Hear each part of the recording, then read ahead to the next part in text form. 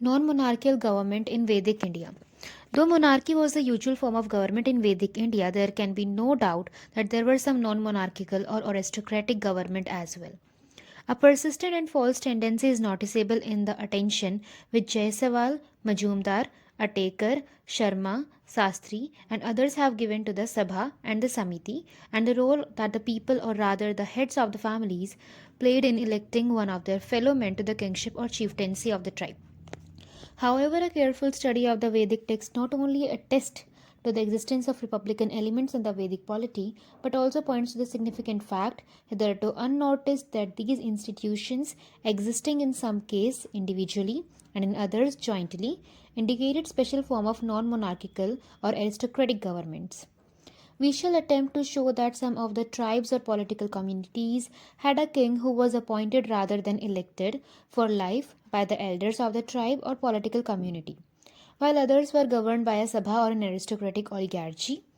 The sources further inform us that some tribes had both a sabha or a council and a samiti or an assembly, while some appear to have had an assembly and an unspecified number of kings. This apart from the hereditary monarchy, which appears to have been the most widespread form of government in the early Vedic period and is virtually the only form recorded during the Brahman period, we find what seems to be traces of at least four different types of aristocratic government, though which a number of Vedic peoples carried out the administration of their political communities.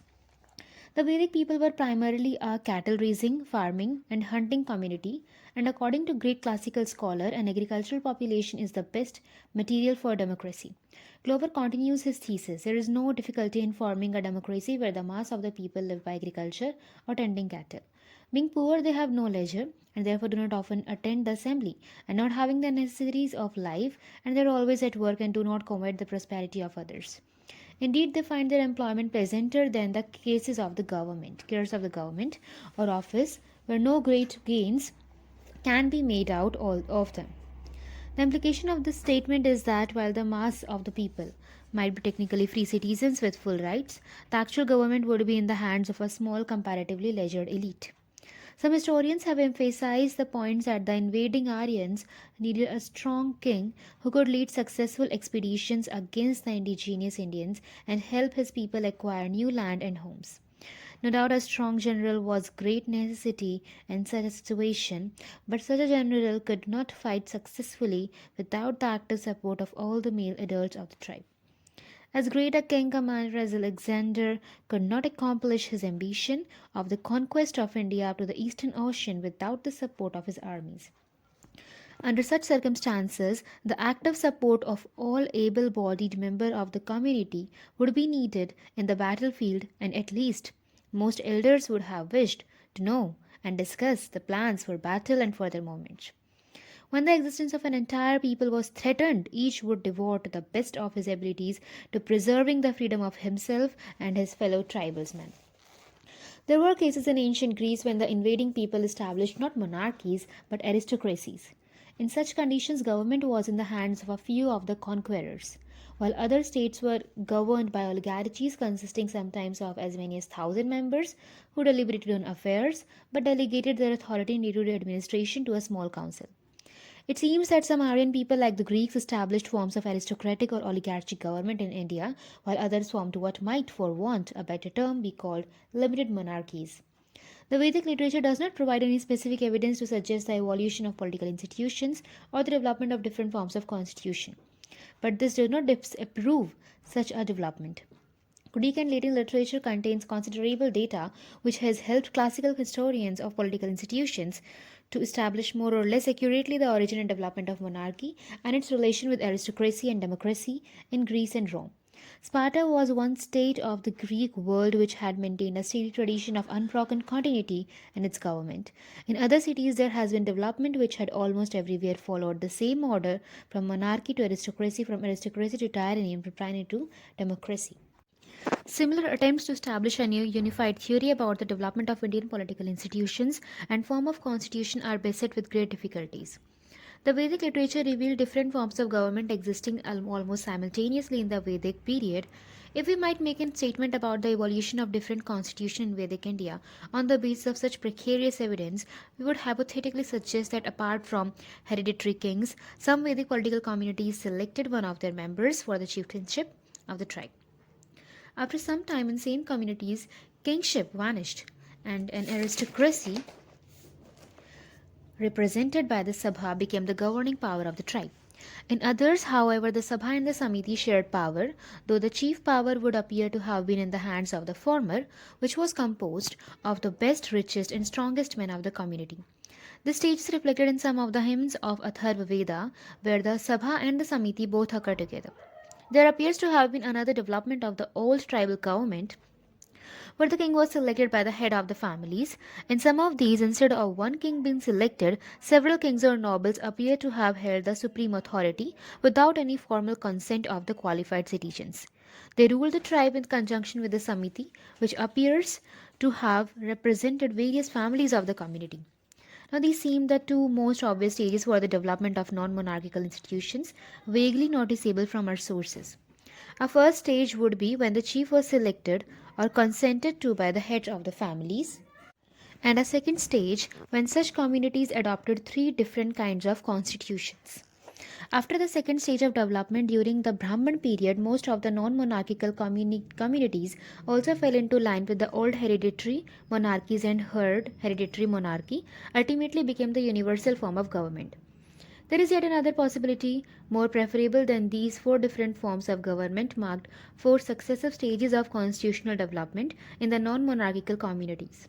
In the beginning of kings was chosen by the heads of those families which formed the Vis, showing the earliest stage in the career of the non hereditary tribe. After some time during the Rigvedic period, the practice of choosing the king was discontinued and leading men of the political community composed the Sabha which constituted the government. The third stage of the political development was marked when the body composed of the heads of the families of the Vis crystallized into the Samiti and the Sabha, and both these later bodies ruled the tribe. During the fourth stage, the Sabha appears to have changed its character.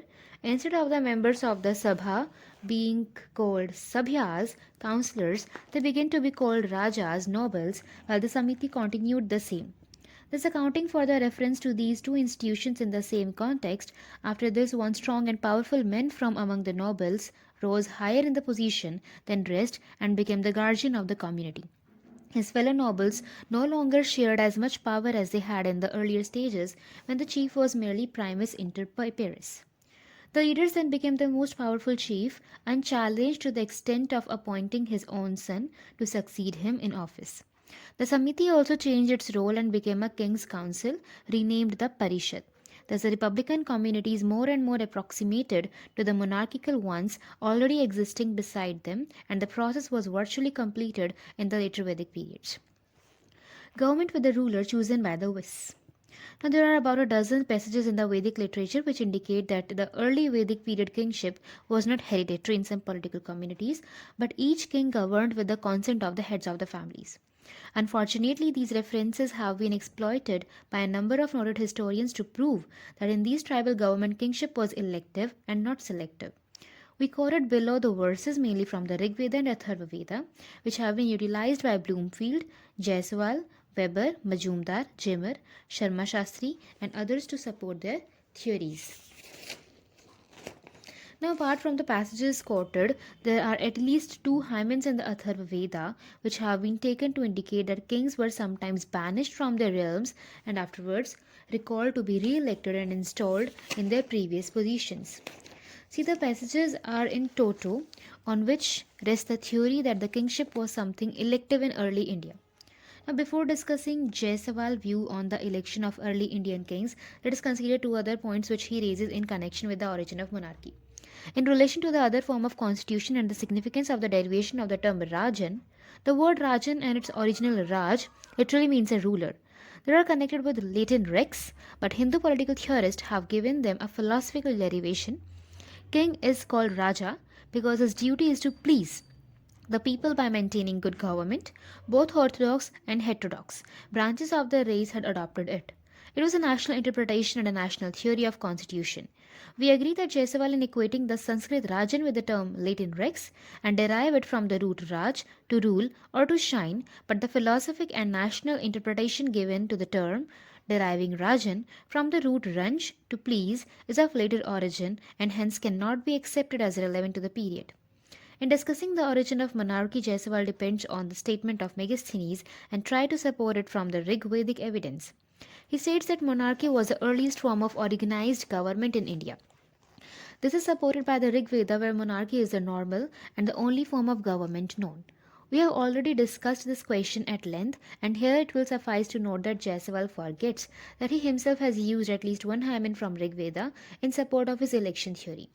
Jaiswal is not only a keen supporter of the election theory but also insists that Samiti elected the kings. He says that kings was elected by the people assembled in the Samiti. The people assembled are said to elect him to the rulership unanimously. The Samiti appoints him. He is asked to hold the state. Out of the 9 passages employed in support of his statement, only one has Dhruvya de Smith Kalpatmiha, which he renders, and for firmness, the assembly here creates you. The word wish in connection with the word of choosing or desiring is found as many as 6 times in the same passages. In fact, there is hardly any hymen quoted above which does not refer to the wish as either wanting the king or choosing him. Even in the hymen in which the Samiti occurs, we also have the term wish in the opening verse. On the basis, we firmly reject the role of the Samiti in establishing a man in kingship.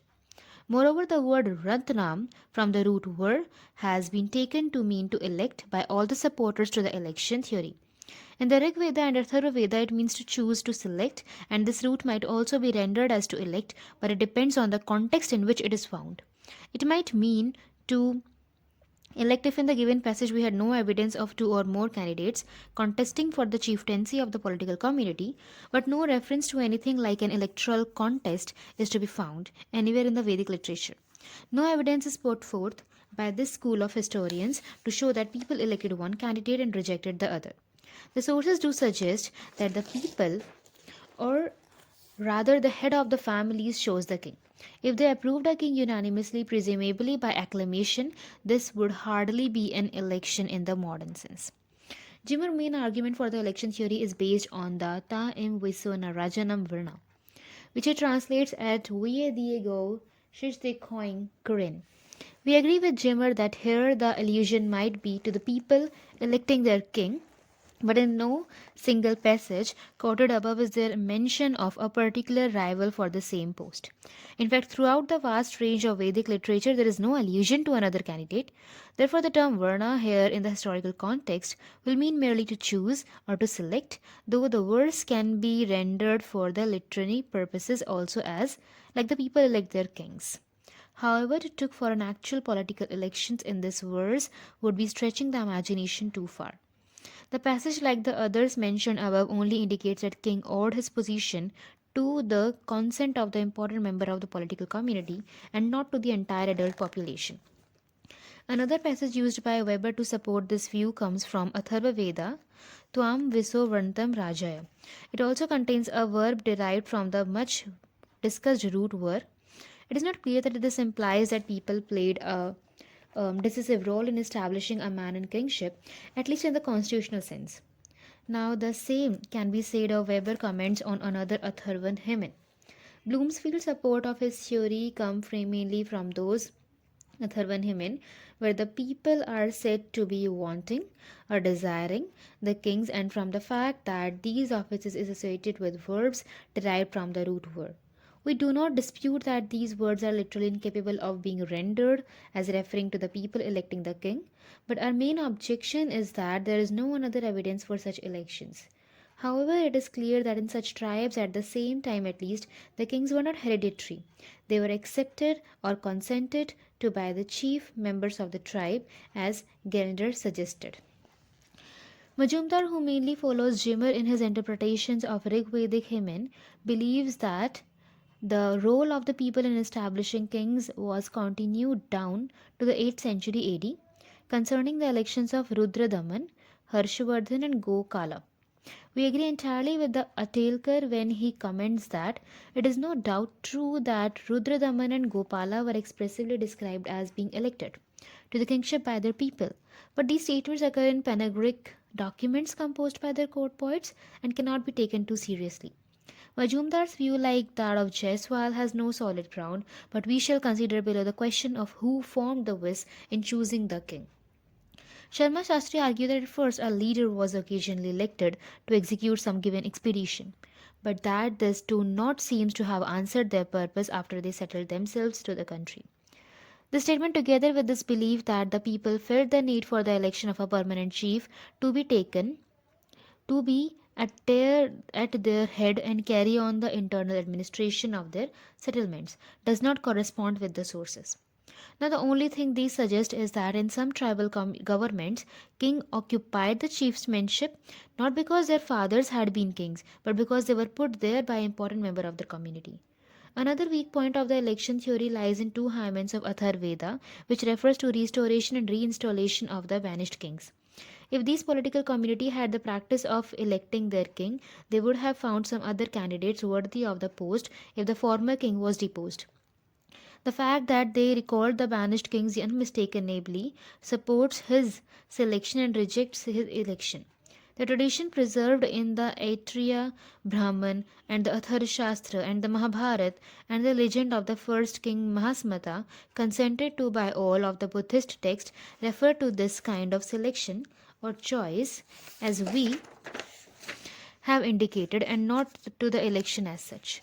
Almost all dynasties subsequent to 1600 BC, 600 BC passed on the crown on the hereditary principle. Now, this can be clearly realized when we notice that the very idea of the election of the king appeared totally strange to the 12th century historian Kalhana. He writes that when the Utpal dynasty came to an end in Kashmir in AD 939, one Kamal Vardhan managed to get effective control of the government. Instead of crowning himself king immediately, he asked the Brahmins of the capital to elect somebody to the kingship, thinking they would naturally support his claim.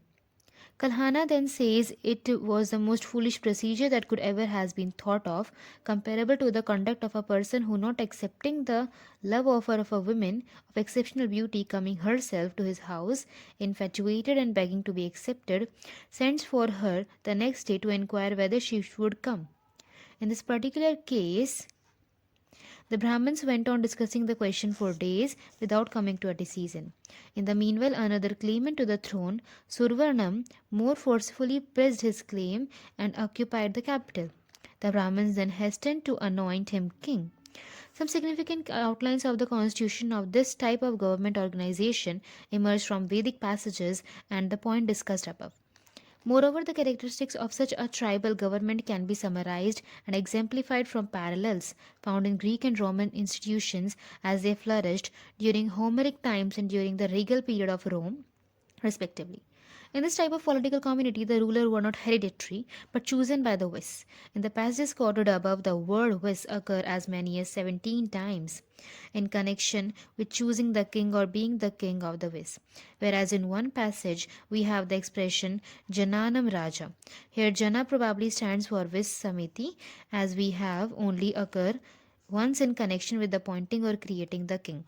Even in this verse, this meaning is emphasized only by Jaiswal, where Whitney takes Kalpatnam in the sense of suiting and translates it, let the gathering here suit the.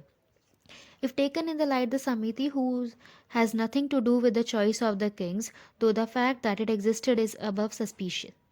Moreover, the passage might well apply to another type of tribal government, with kings and Samiti ruling jointly. Thus, it was the Vis which chose the king, but in the early Vedic text, literally means a community, tribe, race in the popular subjects, people, and as such, the evidence much mean that the people of the tribe choose their kings. However, it does not seem feasible that the entire adult population participated in this choice. In a patriarchal society of the father as the head of the family was a qualified member of the community who could take part in the deliberation of the public business.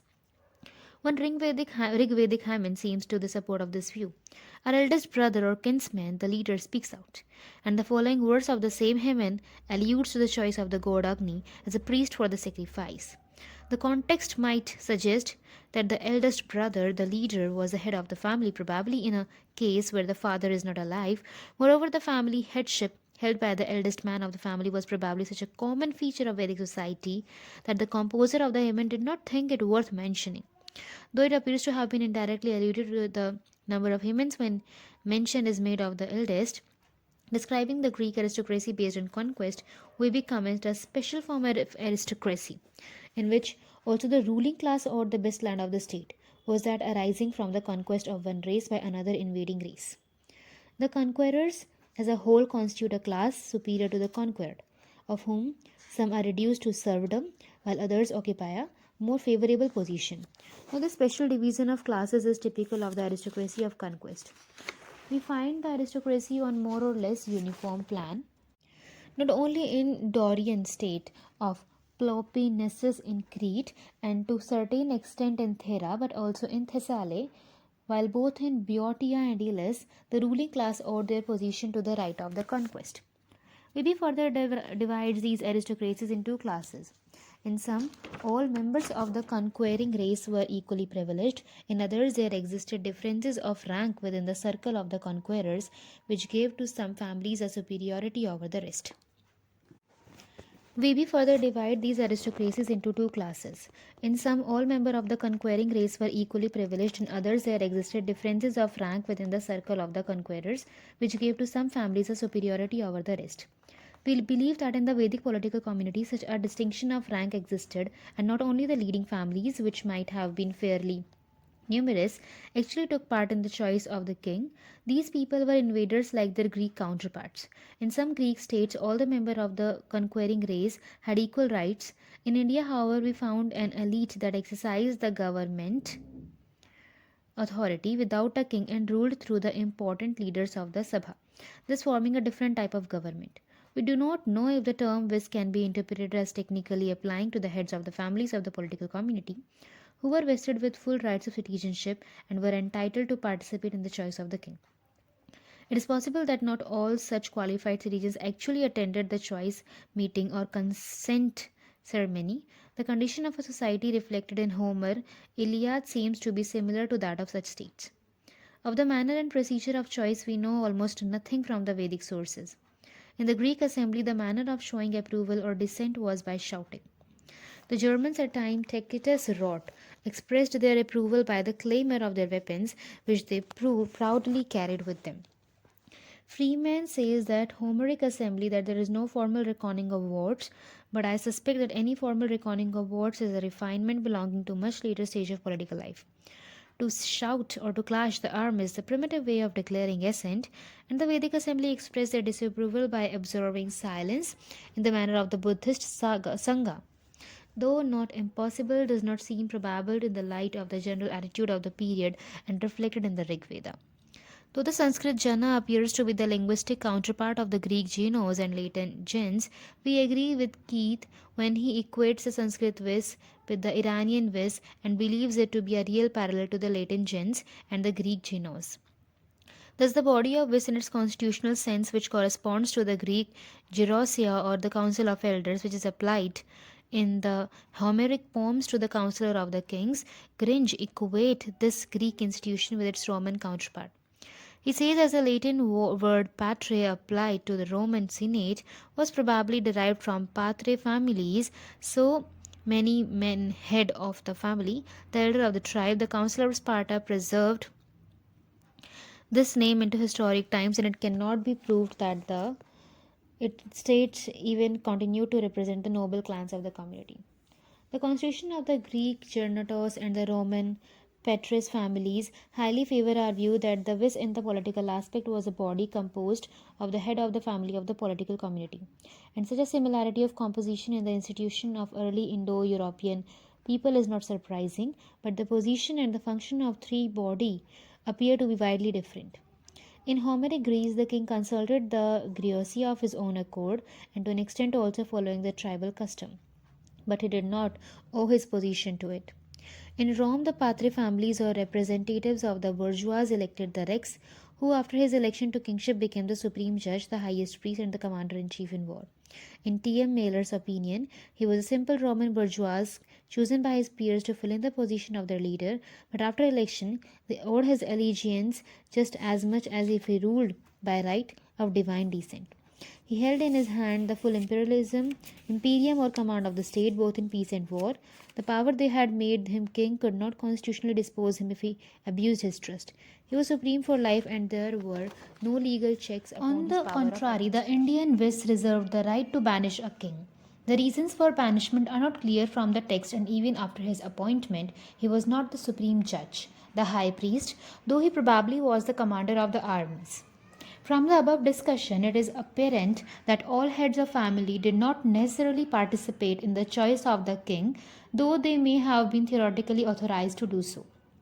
Secondly, numerous important men represented the vis of the tribe and wielded the real authority. It was no doubt that who delegated the ruling power to one of the leaders.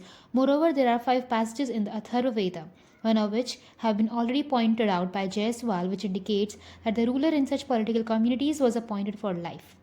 The speaker of the following citation is a king.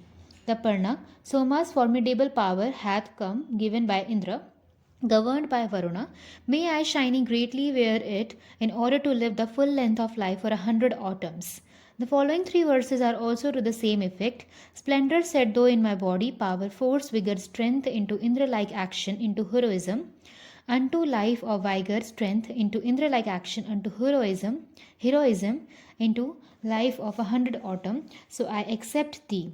Unto refreshment thee, unto strength thee, unto force, unto power thee, unto prosperity thee, do I carry about unto wearing of royalty for 100 autumns. The last verse supporting the king life tenure of office is as follows. Thee with the seasons, with them of the seasons, thee unto lifetime into splendor, with the brilliancy of the year, with that we make cheek by jowl. The 5 passages quoted above not only refer to the appointment of the king for life, like the life tenure of Roman Rex, but also point towards the qualities which this accepted hero of the tribe was supposed to possess. References to his power, force, vigor, strength, and heroism cannot be unduly emphasized. These tribes, like other in a similar situation in the ancient world and some contemporary tribes, prized physical strength and successful leadership in warfare as the highest virtue. According to Tacitus, this quality won the greatest admiration for a leader among the early Germans. The Newers of Sudan esteemed courage as the highest virtue and skill in fighting the most necessary accomplishment. These examples can be multiplied from early history of Greece and Rome and other tribes of that time. In such a political community where the people reserved for themselves the supreme right to delegate the leadership of the tribe to a suitable candidate, they would also have looked for the quality of oratory in their prospective ruler. Furthermore, the great love of the Vedic people for chariot racing and dice contest indicates that skill in such contest may also have been a factor in being chosen for the kingship. This is supported by many later legends which look back to the period, and it probably this which later led to the formal prescription of dicing and racing during the Rajasuya ceremony of the hereditary king. This man would naturally have shared their religious beliefs and must have shown enthusiasm in performing rites and rituals to win the favor and blessings of the god. Apart from such considerations, another factor that would have been important in the leadership of the community was that after his successful expeditions and raids on hostile tribes, the leader appointed the spoils fairly among his fellow men. The fact that he thus enriched the tribe would have been greatly in his favor. At this period, we do not find any definite traces, however, of caste and superiority of the Kshatriyas in military and government affairs. The restoration hymens reveal another factor which appear primary from the actual administrative point of view. We have noticed that at least in some cases the chosen kings could be banished from their territories. However, it seems doubtful if any real territory sense was possessed by these Vedic people, although scholars on the basis of his anthropological studies has shown that the smallest and the simplest political communities have the recognized territory. Though the term Viz does not appear to have a territorial connotation during the Vedic period, these political communities no doubt had their specific territory, the boundaries of which must have been constantly shifting. It was most probably to beyond the recognized tribal lands that a king was banished. From the fact of the banishment of a king, one question comes to mind: who ruled over the political community in his absence? We have no evidence that the institution of the interrex existed in Vedic India. However, it seems obvious that the king was assisted in the matter of administration by some leading men of the tribe before his banishment. Though we have no direct mention of such a small body of councillors, it can be inferred from the situation and the actual needs of the administration that such a council should have been existed.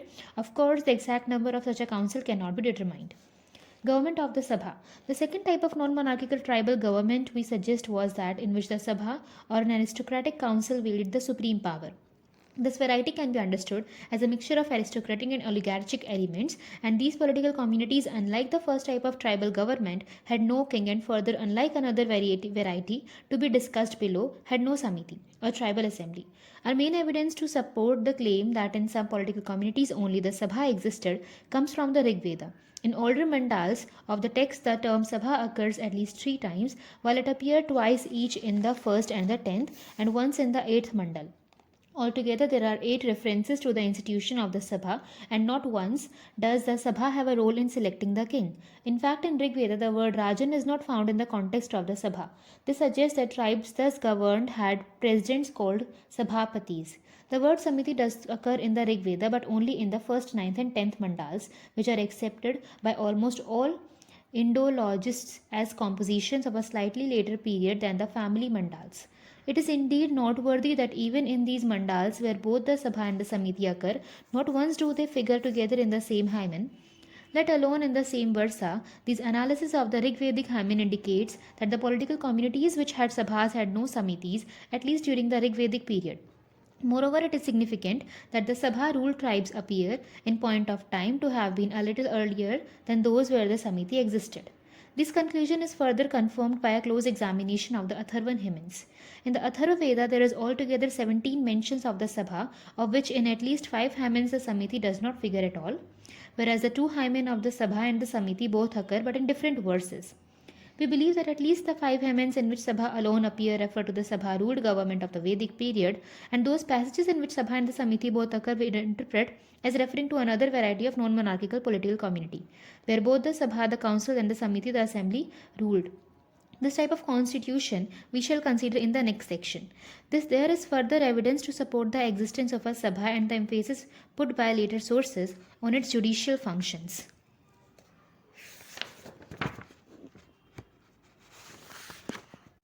Is of considerable import. The Vajsanaya Samhita has at least 6 mentions of the Sabha and its derivatives: Sabhya, Sabhasat, Sabhapati, Sabhikara, and Sabhasthanu. The Maitrayani and Taitriya Samhitas also refer to the Sabhya, Sabha, Sabhasat, and the Satpatha Brahman and the Taitriya Brahman refers to the Sabha at least 9 times. The Kathak Samhita, the Kaushtika Brahman, and the Chandogya Upanishad also mention of the Sabha, Sabhapati, and the Sabhasat. There are numerous references to the Sabha in the later literature, but in these places the term means the council of the kings and has place or whole of justice. There may have been Sabhas in the monarchical tribal government also, but here we are concerned only with those political communities which were non-monarchical and where the Sabhas was a supreme and only political institution.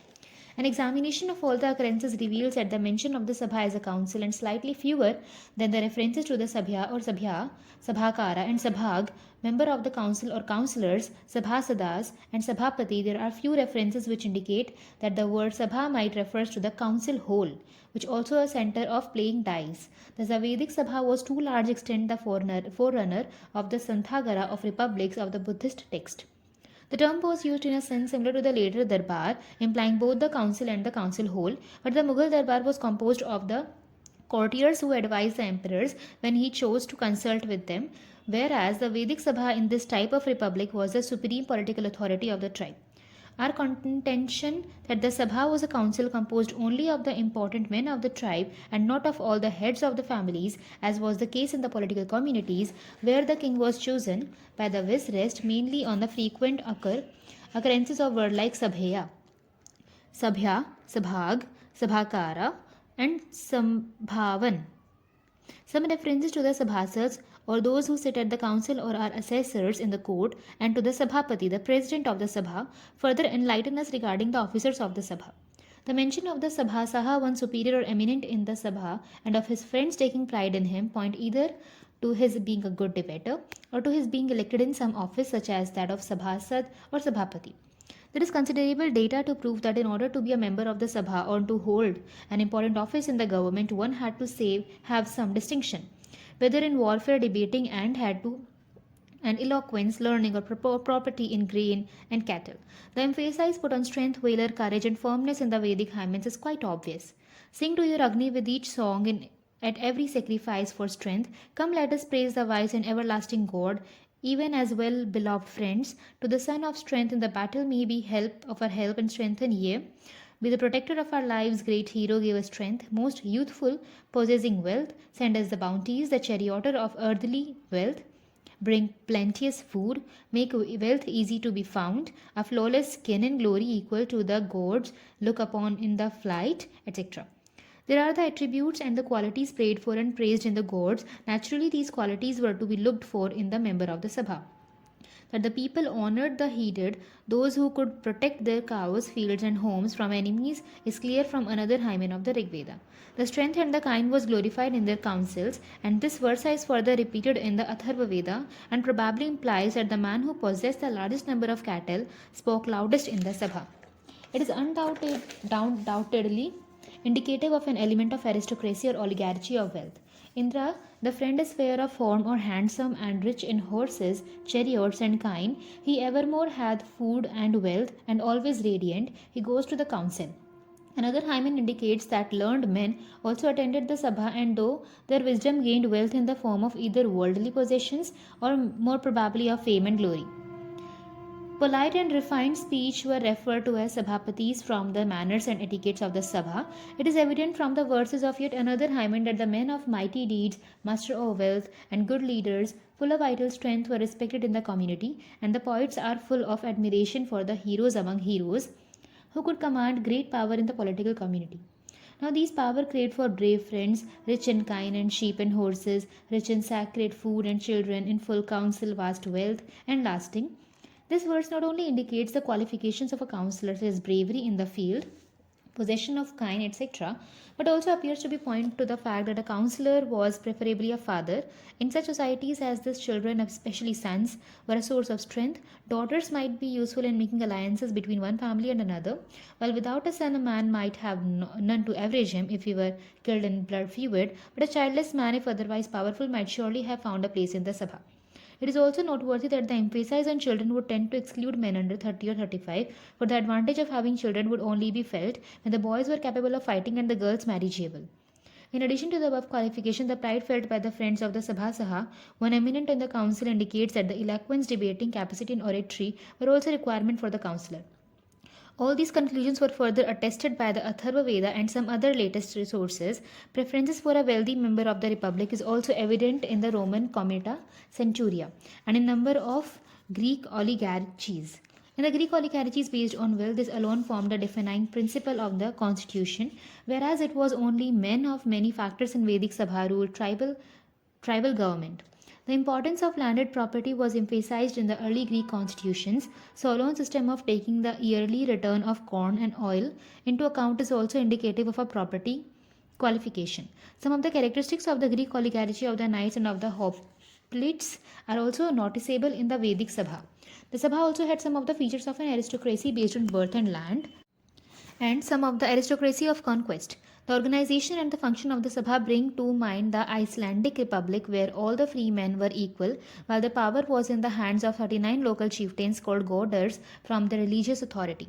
Halvdar Kohat comments on the character and organization of the Vikings. Here we come into contact with the powerful race of state builders nation endowed with a strong social instinct and at the same time exhibiting a force of individualism that makes us see the single man in his full personality. When asked for their chief, the Vikings of Rollo proudly answered, "We have no chief, we are all equals." In the same way, the sagas of the north give the impression of a society made up of the chiefs, of strong and independent individuals, and these men are not only warriors and wild barbarians, they were also jurists, refined poets, and artists.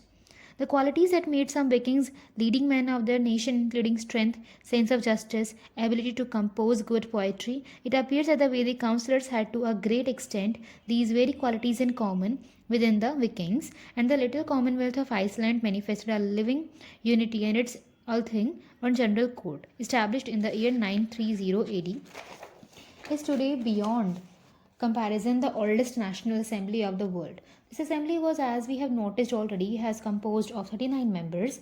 We cannot, however, determine the exact number of people who sat in the Vedic Sabha and carried out the administration of the political community, but their number would probably be counted in terms of hundreds rather than thousands. The word Sabhapati, a derivative of Sabha, occurs in Rigvedic Hymen. Professor R. S. Sharma has taken it as an adjective of Yosa, women, implying that she was a member of Sabha.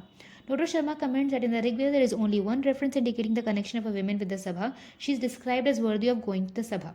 He further comments that there is nothing to show that she was connected with the Samiti.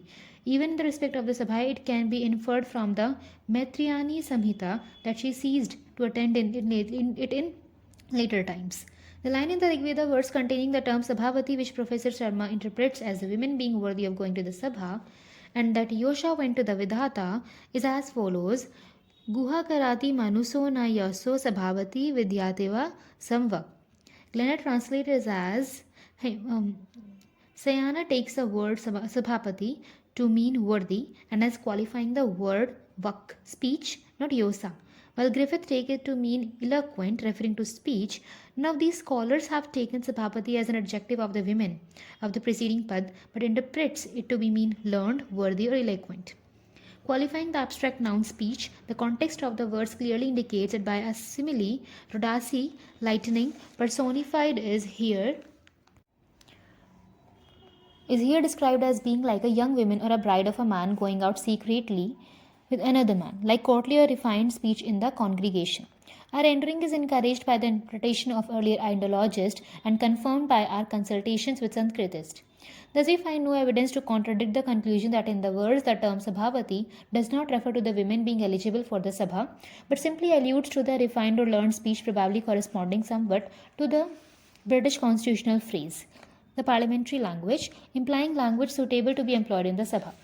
Even if we accept Professor Sharma's interpretation that a woman was worthy of the Sabha, it makes no good sense because she was referred to as moving secretly, which seems to allude to a women promiscuous activity. This weakness of case for making women eligible for the Sabha, furthermore, one such doubtful reference is surely not sufficient to prove that women attended the Sabha. With regard to the Professor Sharma interpretation that the women went to the Vidhata, we do not doubt that the women were members of the congregation at sacrifices or religious rites, in which since the word Vidhata is mainly used in Vedic literature rather than as the earliest folk assembly of the Indo-Aryans. Now, the term was discussed later, but Professor Sharma misinterprets the words in question to show that women attended the Sabha at the time when Rig Veda was composed. We should not forget the reference to the institution of the Sabha in the Rig Veda are found in the main body of the text. Moreover, the Maitrayani Samhita, as Professor Sharma himself admits, makes it more than clear that the women did not attend the Sabha. Furthermore, Sabhavati occurs in the first mandal, which is definitely of later composition and probably not far removed from the date of the composition of Atharva Veda and Maitrayani Samhita. Apart from the one passage cited by the Professor Sharma from the Maitrayani Samhita to show that the women had ceased to attend the Sabha, we have found another passage in the same text which confirms the conclusion. Moreover, there is yet another verse of the Atharva Veda, which also shows that women were never member of the Sabha. In the Hymen, a woman is afraid she might lose her husband who speaks in the Sabha. I, wife, am speaking not though the husband. In the council indeed do they speak. Mayest thou be mine holy, mayest thou not make mention of another woman. This verse proves that women did not go to the Sabha and were afraid that they might be deprived of their husbands, who were probably influential men in the council and coveted by other women. This evidence strengthens our interpretation of the word Sabhavati as not referring to a women counselor and support our view that women were not allowed to attend the Sabha during the entire Vedic period.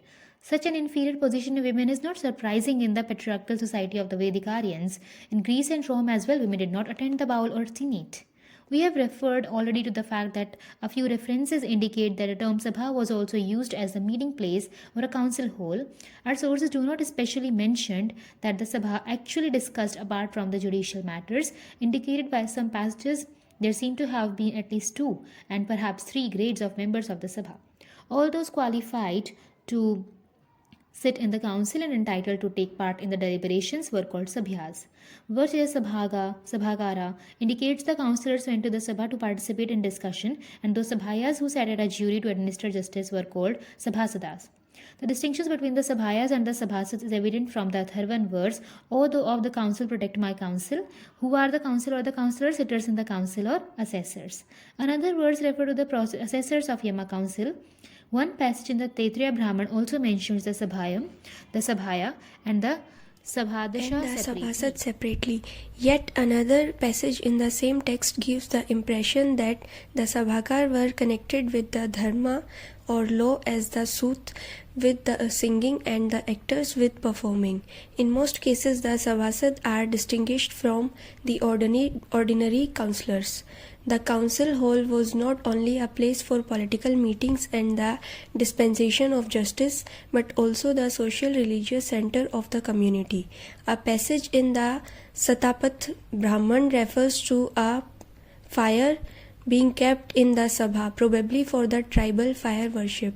While there are several references to the Sabha hall being used for playing dice, a gamester in the Rigved approaches the Sabha hall wondering if he will be lucky at dice that day. A Taittiriya Brahman passage refers to the keeper of the gambling hall as Sabhavin, and to a man who stays in the gambling hall or at the gambling table as unmoved like a pillar, a constant gambler or Sabhasatnu. All these references make it quite clear that the Sabha hall was a center not only of political but of social and religious and other important activities as well. Very much like the Icelandic Althing, it also melted out justice. Although we have no definite evidence for the Sabha being a religious authority, it seems unlikely that among peoples of this stage of culture it had no religious functions. The Vedic people were preoccupied with religious rites, ceremonies and worship of the gods. Therefore, it is impossible not to connect the Sabha with those functions believed to be the of utmost importance. The Sabhapati or the President of the Council is referred to both in the Vaishnavi and the Taittiriya Samhitas, but we do not know for how long he was appointed. The pride shown by the friends of a debater might indicate a successful candidate for the presidency. All friends rejoice in the friend who comes in triumph having conquered in the council. He is their blame averter, food provider, prepared is he and fit for deeds of vigor. This may well refer to a successful candidate for the presidency, but it seems more probable that he was often successful in debates and was a good orator. Probably all the important members of the council, the assessors, Sabhasad, and the president, Sabhapati, held their offices for life. They decided upon questions of war and peace, they administered justice, and they performed religious rites on behalf of the political community. A verse in the Vaishnavi Samhita shows the manner in which a speaker addressed the Sabha. I salute the councillors, I bow down to the president, while in another hymn of the text, a man performs a ceremony to obtain the pardon of the gods for wrong he has done, in the village, in the forest, and in the Sabha. This might suggest that at times wrong judgments were given in the Sabha, causing a feeling of guilt in the heart of a Sabhasad or assessor. Government of the Sabha and the Samiti. There are at least 25 mentions of the Sabha and 9 references to the Samiti in the Rigveda and Atharveda alone. In the majority of the cases, these occur in separate hymns. There is not a single instance of the Sabha and the Samiti occurring together in the Rigved Samhita, whereas they occur together in the hymns and verses in the Atharva collection at least 4 times. The number of their joint occurrences is few indeed, but they are of considerable significance if examined carefully. The significant fact of these joint references occurring only in the later layers of the Vedic hymns point to the relative chronology of the origin and development of the Sabha and Samiti as political institutions. We have already suggested that in some non-monarchical tribal governments only the Sabha ruled, and that is what was a form of aristocracy. Here we shall attempt to show that there were some political communities which had no king but had a sabha as discussed above, and also a samiti or a larger assembly which probably consisted of all the heads of families of the community. The fact that the Samiti appears chiefly in the 10th mandal of the Rig Veda is of great importance. In our opinion, it supports the late origin of the Samiti, and this time factor is of considerable importance in the study of development and interrelations of political institutions. We further suggest that the Samiti developed into an independent political institution distinct from the archaic Vedic, which chose the king on almost similar lines as the evolution of earlier Roman pares familias into the Senate during the Republican period, and as the Homeric Gerousia changed into the Athenian Ecclesia. It seems probable that the previous practice of choosing the king by the heads of families ceased to exist in some political communities, and the ruling power fell into the hands of an aristocracy. In others, however, the body of the heads of families of the vice which used to choose the king developed into the Samiti and ruled in conjunction with the Sabha. These are hypotheses on the origin and interrelation of vice, the institution of elective kingship, and the Sabha and Samiti. The other web clearly indicates that the Sabha and Samiti sometimes existed together in the same tribe.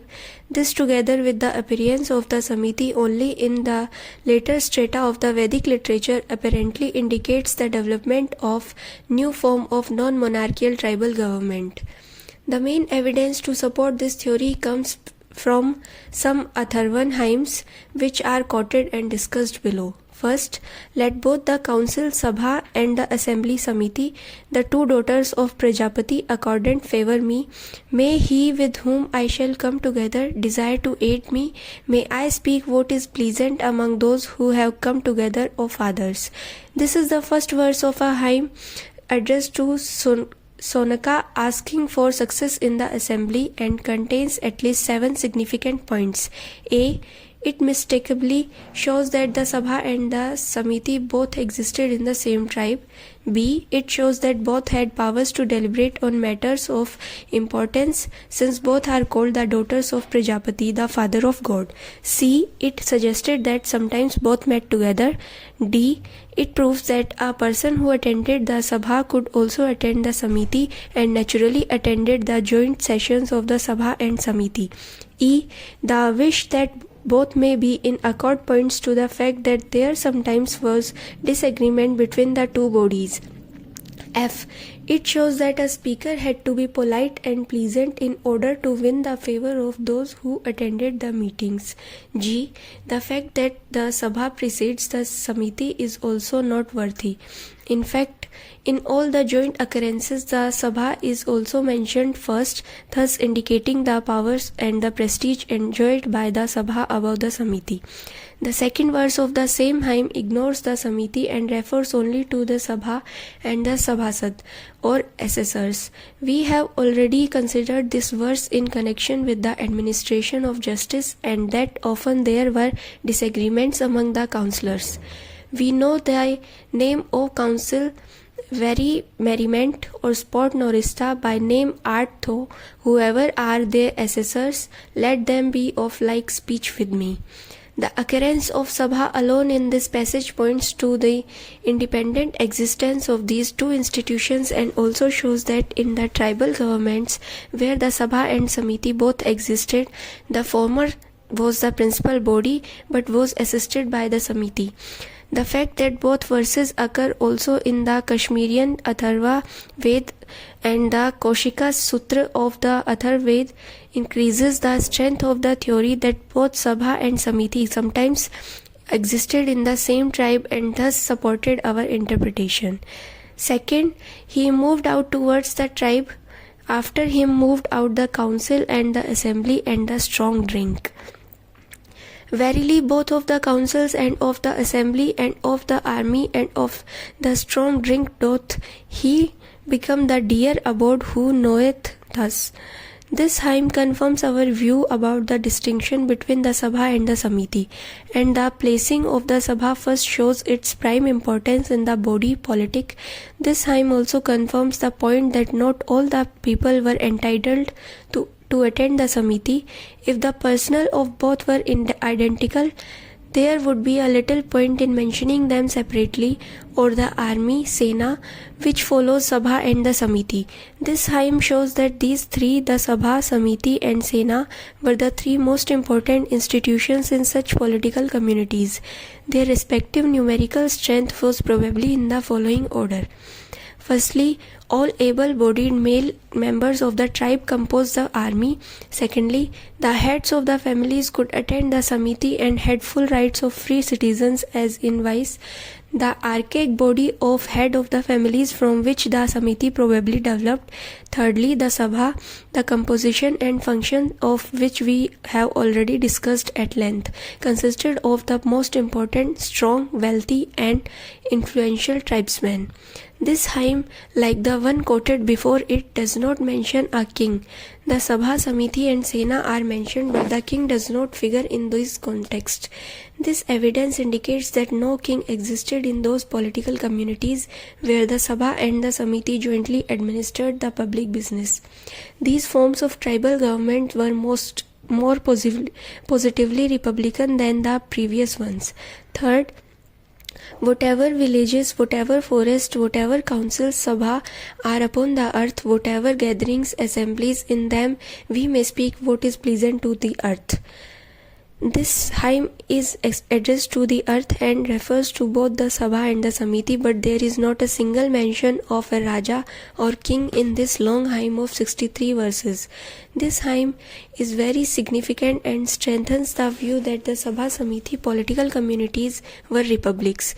It appears to be the composition of a republican who prayed to earth to set his people free from rivals, and the allusions to the earth's abandoning God, insulting barbarians indicated the confidence and establishment of Vedic culture. These people praise the heroes, verse 25, and wish not to be hated by anyone, verse 18, 23, 24. This seems to contain a plea for peaceful coexistence with neighboring tribes. They praise the honey of speech, verse 16, and verse 11 states that the singer had stood upon the earth, unharassed, unsmitten, unwounded, indicative of a republic at peace. He seeks brilliancy, strength, and the highest position in the realm. The reference to the abandoning of the god insulting barbarians also points to a period when the Vedic people had already established themselves. Thus, it seems to fit in with the suggestion that the Sabha Samiti type of government developed out of the earlier political communities governed by the popular monarchy. Fourth, Viraj ascended, she descended in the council Sabha. Men go to this council Sabha, worthy of council Sabhya, become he who knoweth thus. She ascended, she descended in the assembly Samiti. Men go to this assembly Samiti, worthy of assembly. Samitya becometh he knoweth thus. This hymn is addressed to Viraj, the personification of power and sovereignty. The opening words clearly point to this interpretation. Viraj verily was this universe. Of her when born everything was afraid. The following verses indicate the growth of civilization through family life and sacrifice to the gods, and then the Sabha and Samiti are mentioned. This hymn seems to reveal that the composers did not know of any other form of government. The hymn is equally important in showing that there was no king in this type of constitution. Here again the Sabha and the Sabhya had precedence over the Samiti and the Samitya. The main characteristic of these tribal governments can briefly be summarized from the evidence we have discussed. They were republican governments and were comparatively more democratic. Their appearance on the scene politically indicated a development in the popular institutions of the Sabha and the Samiti.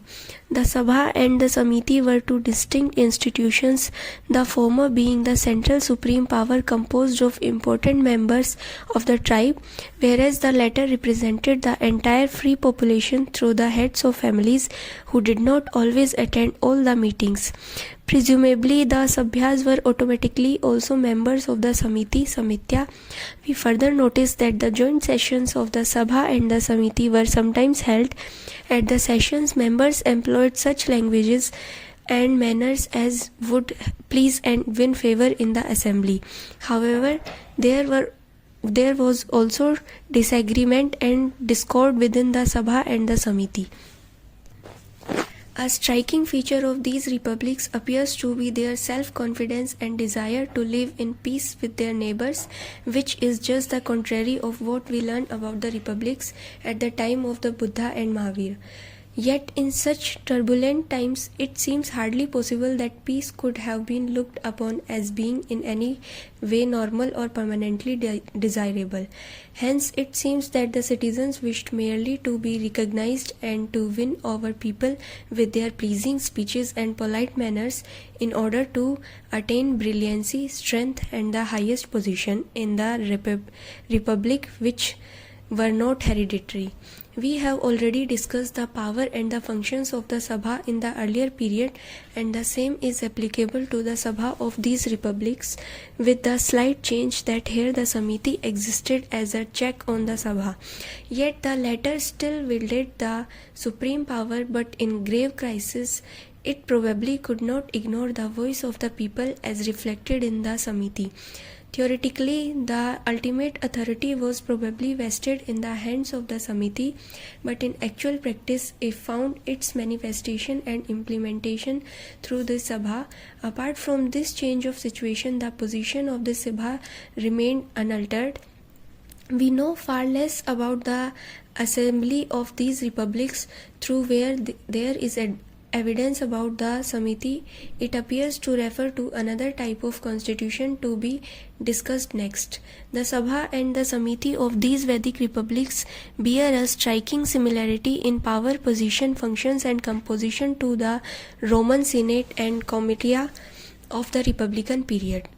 The Sabha further resembles the ball of the Greek city-states though it was comparatively dissimilar to the Athenian ball, which elected its members each year, whereas the Sabhyas appear to have held office for life.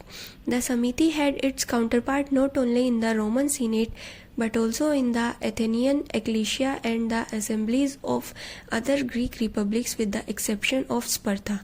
We cannot carry these parallels too far as we know comparatively little of the Vedic Sabha and Samiti. The rarity and obscurity of the references, especially in later Vedic texts, indicate that democratic principles, political philosophy and republican institutions did not inspire the Indian mind as they did that of their Western cousins. Government of the Rajas and the Samiti. Another variety of non-monarchical government found during the Vedic period is one in which the nobles, Rajas, appear to have been the leaders of the political community and to have ruled in the collaboration with the Samiti.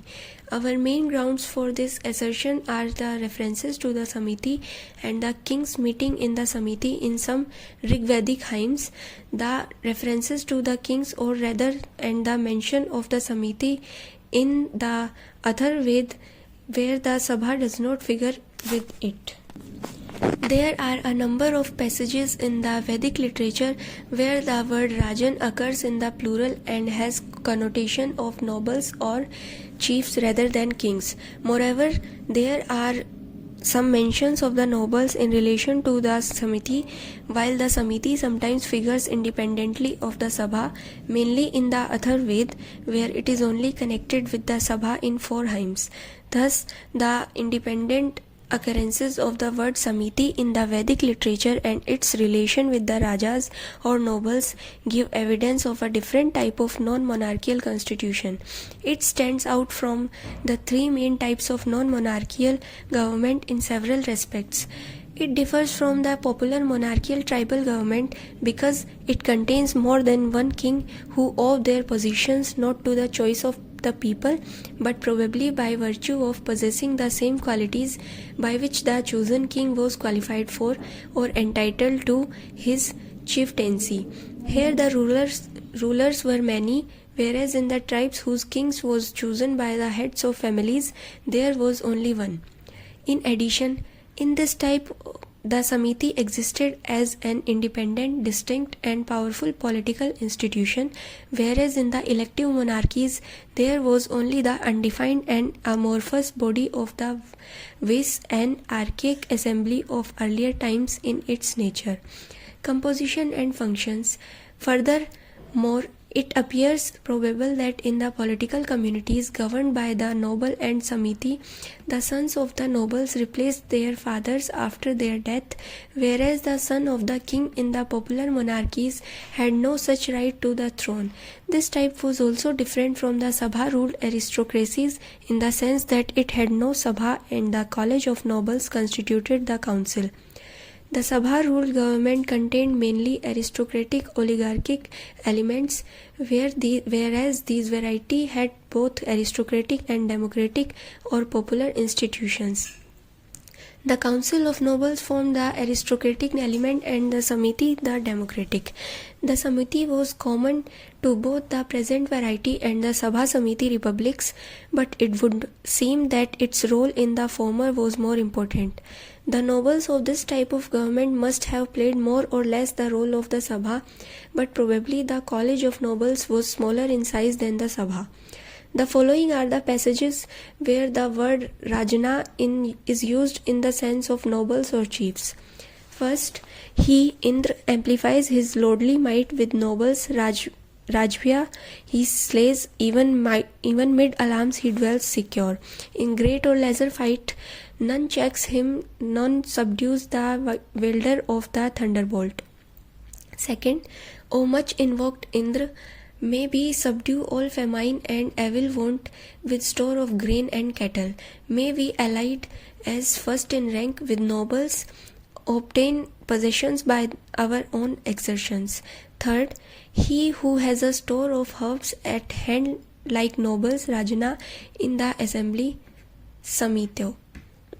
Physician is that sage's name who slays the devil and chases diseases away. Fourth, take hold of thine down on dominion, Agni, with thy friend Agni, strive in friendly wise as one of the midmost station among his fellows, Sajata, as one to be severally invoked of nobles, Rajnam Agni shine thou here. Fifth, when the nobles Rajno share among themselves the remainder of wealth, the 16th part of which has been offered and bestowed on Yam as sacrifice, ye assessors of Yam after the offering of the white-footed sheep given as ancestral offering, Yam releases us for the tax. Sixth, make thou me dear to the gods, make me dear amongst the nobles, dear to everything that sees, both to the Sudra and to the Arya. Seventh, bestow splendor on our Brahmins, bestow splendor on our nobles, Rajasu. Bestow splendor on the Vaisya, Sudra and on me. Eighth, just as I speak in endearing terms to the people, to the Brahmanas, nobles, Rajanya, Sudras, Aryans, and even to my deadly foe, so may I become dear to the gods, to the bestower of gifts. May my desire to be fulfilled, and may I realize this. Noteworthy points to be gathered from the above quotations are that the word Rajan here occurs in the plural, presumably signifying a college of rulers or nobles. In the Rigved, it occurs in this sense at least 6 times, and in each case in the 1st and the 10th mandals, in which Samiti also occurs. In later texts, the word becomes synonymous with the Rajanya or Kshatriya, the ruling class, and there is a constant emphasis on the peoples trying to endear themselves to their noble rulers. We now quote all the passages where Samiti occurs independently of the Sabha in the Rigved and the Atharved. It will be noted that in many of them the Samiti and the Rajas both occur in the same verse, or that the word nobles occur in almost all the hymns where the Samiti is mentioned. First, he who has a store of herbs at hand like the nobles, Rajana, in the assembly Samito. Physicians is that sage name who slay the devil and chases disease away. This verse unmistakably shows that the ruling nobles met in the assembly and were collectively called Rajas. It does not necessarily mean that all those gathered in the assembly were called Raja. All the members of the Samiti were designated as Samityas. Apart from this verse, the word Rajan occurs at least 4 times in the hymn, and significantly the word Vice is not mentioned here at all. This indicates clearly that the Samiti had crystallized as a political institution from the wish of the popular monarchies in the communities where the Samitis and the nobles exercised the supreme power and formed a special type of non-monarchical government. Second, as the priests seek the house rich in cattle, like a true king Raja who go to the assembly Samiti, Soma has bought the breakers while they cleansed him, and like a wild bull in the wood has settled. This implies that the king derived maintenance from the Samiti as the priest from the rich man and the bull from the woods. It is also not impossible that here Samiti has its later meaning of battle. Verse 5 indicates that the people greatly respected those who provided them with protection and repelled the Desus. This hymn also strengthens our view that the nobles and the Samiti existed side by side in this type of non-monarchical government, and that unconscious nobles often missed the sessions of the assembly. In this hymn, the word Vis does not figure, but the Jan or tribe occurs, probably indicative of a larger community than that implied by the Vis clan. Those tribal governments which had a more complicated political machinery probably ruled over a larger territory, and this was definitely a more refined and elaborate type of government that had existed in the earlier popular monarchies. Third, Agni makes him a most noble form of splendor, decking him in his home with milk as well as waters. The sage adorns the depth of air with wisdom. This is the type of assembly, Samiti, where the gods are worshipped. This hymn also does not mention Vis but only Samiti alone, and it further shows that the Samiti also performed the religious functions of worshipping and gods to bring good luck to the tribe as a whole. Fourth, when the holy Agni is alight, the assembly Samiti is gathered and the gods perform the holy rites, and then the godlike one Del for treasures vouchsafe us to our portion of the riches. This verse is not very clear, but it appears to mean that when the assembly met, they worshipped the fire god. Thus, the Samiti here also is connected with religious functions, but the prayer for the portions of the riches in this context might suggest that at some sessions of the assembly, the spoils collected in war were distributed among the members after the fire worship. Fifth, hither I came as conqueror with mighty all-affecting power, and I have mastered all your minds, your resolutions, your assembly, Samiti. May I be highest Uttam, having gained your strength in war, your skill in peace, my feet have trodden on your heads. Speak to me from beneath my feet as frogs from out of the water croak. This is a very significant hymn. Here one of the nobles expects the assembly members to pay him respect as he has great power, and in the third verse he prays to the Lord of Speech, Vakaspati, that his rivals may speak to him humbly. Moreover, in the first verse he prays, make me a bull among my peers, make me my rivals conqueror, make me slayer of my foes, a sovereign ruler, lord of kine. The hymn is intended for the subduing of rival nobles, and the speaker wishes to be a Viraj, a king of kings. This hymn also indicates that among the ruling nobles there was a struggle for supreme power. Such tendencies brought about another stage in the development of these aristocracies, and they soon became monarchies.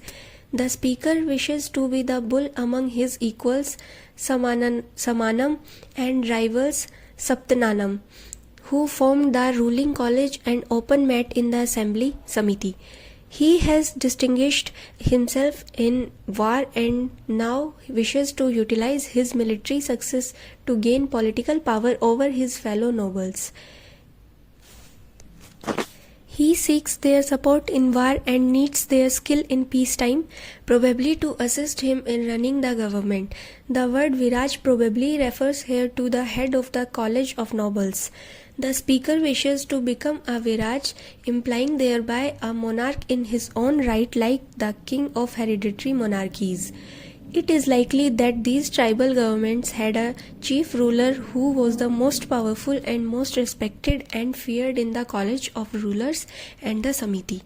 As chief of the Council of Nobles, he might, in the long run, insist on their appointing his son to succeed him. Sixth, thou mighty Agni gatherest all that is precious for thy friend, bring us all treasures as thou art enkindled in the place of libations. Assemble, speak together, let your minds be all of one accord, as ancient gods unanimous sit down to their appointed share. Uniform be your counsels, identical be the assembly, samiti, alike be your minds, so be their thoughts united. A common purpose do I lay before you, and worship with your general oblations. One and the same be your resolve, and be your minds of one accord. United be the thoughts of all, that all may happily agree. This Rigveda hymn prays for concord in the assembly. The concord sought in council, resolve, and worship indicates that there was often much discord and disagreement in the assembly. This hymn also implies that the Samiti also offered worship to the fire for the good fortune of the entire tribe. The word Samiti also occurs in the Atharvan hymns at least 6 times independently of the Sabha and mostly in relation to the nobles. Seventh, the reign of Mitra and Varuna does not fall upon the Brahman scatter. The assembly Samiti does not suit him. He wins no friends to his control. This is a hymn which is a Brahman utters after losing his cow. The word Rajan occurs twice in the hymn. In one instance with reference to the Varun, the verse seems to imply that the Samiti favored those nobles who did not trouble the Brahmans, thus indicating growing Brahmanic influence and the power of the Samiti in the political community. The relation of the nobles and the Samiti is significant and supports our view of a new form of non-monarchical government. The word Vis does not occur in this hymn, but Rashtra, country, does. It suggests that this form of government might have had a territorial sense and controlled a large territory and greater population. 8. Fixed, unmoved, do thou slaughter the foes. Make them that play the foe fall below thee. Be all the quarters like-minded concordant. Let the assembly Samiti here suit thee, the noble who art fixed. In this hymn both Samiti and Raja occur but not Sabha. Jaiswal has taken this to support his theory of election, but it has nothing to do with the choice of the king. It simply reveals that in this type of tribal government, a powerful Samiti existed beside the king. The singular here may refer to the head of the ruling college, and the word Rashtra occurs again. 9th, I yoke for thee these 2 conveyors to convey thee to the other life, with them to Yam seat, as to the assembly Samiti thou dost go. The hymn refers to the Yam as king and to the Samiti. Verse 9 refers to the strength and youthful career of the man who died and was conveyed to Yam. He was of advanced years at the time of his death, clothing himself in age. Ayurvasan, verse 10. There are several references to contest among rivals in this long hymn. The man who died appears to have been an important member of the assembly. Another verse indicates that he was a powerful man of the tribe and might even have been the chief of the nobles, taking the road Danda from the hand of the deceased man together with the splendor and strength, though just there in Yam's dominion. Here in our tribe, we be rich in heroes conquer all scorners and evil plotters. Verse 59. The implication seems to be that this man was the chief of the nobles and devoted much of his time to subduing those indigenous, hostile peoples who still scorned the Aryan way of life and plotted against them. 10. Taking the bow from the hand of the dead man together with the authority, Shatra, splendor, strength, take thou hold upon much prosperous good. Come thou hitherward unto the world of the living. The last two verses of the hymn are unique in their content. They refer to what appear to be royal insignia, the rod, danda, and the bow, dhanush, and the ruling authority, Shatra, which are passed on to the succeeding chief. This testifies that the deceased man was the chief of the ruling college and that he held office for life. The existence of the Samiti in the same tribe is attested by verse 56. We find no mention of the Sabha in this long hymn. Hence, the noble and the Samiti alone formed this type of non-monarchical government. 11th, unto truth, unto penance, and unto the deities, we deliver this deposit, Nidhi, the treasure. Let it not be lost in our playing dice or in the assembly Samiti. Do not release it to another in preference to me. What untruth thou shalt speak at the dice in assembly Samityam, or what untruth from desire of gain. Clothing thyself in the web of authority, Shatra Tantu, ye shall settle in it all pollutions. This long hymn of 60 verse is about the cremation ceremony and contains at least 7 mentions of the word Adhipati, ruler, in connection with different gods. In one verse, it refers to Rajyam, or the supreme ruling authority, Soma surpassing it. Verse 31. The word is obscure, but it might suggest that at the time of the people understood that the ruling authority was different from those who exercised that authority, i.e., the government thus vaguely recognized a distinction between sovereignty and sovereign.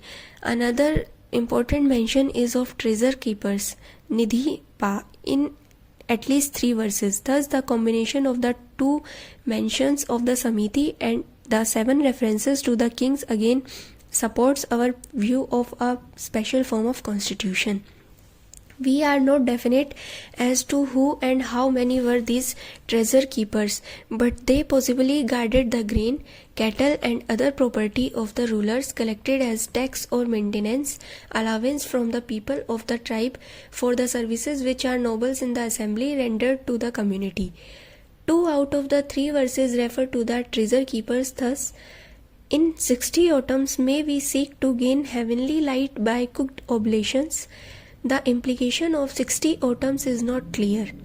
Apart from the above mentions of the Samiti, the Chandogya Upanishad refers to Svetketu Arunyas going to the Samiti of the Pankalas, but the Brahadranakya Upanishad recording the same event replaces the word with Parishad.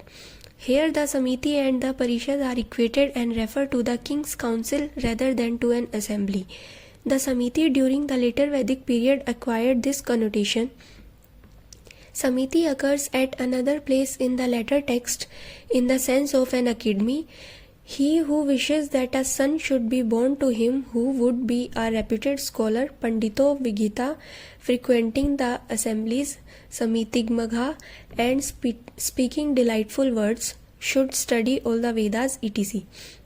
While in the Mahabharata and the word occurs in the sense of a battle, Samiti Jaya, a designation applied to Arjun, Bhism, Karn, Kripa, etc.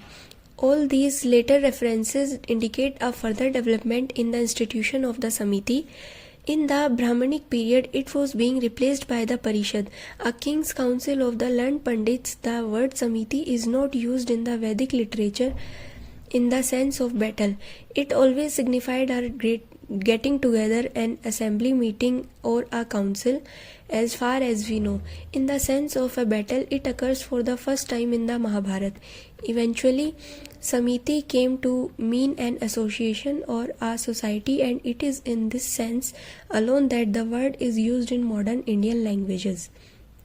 From the above data, an outline of this type of constitution can be drawn, though we are unable to give full details.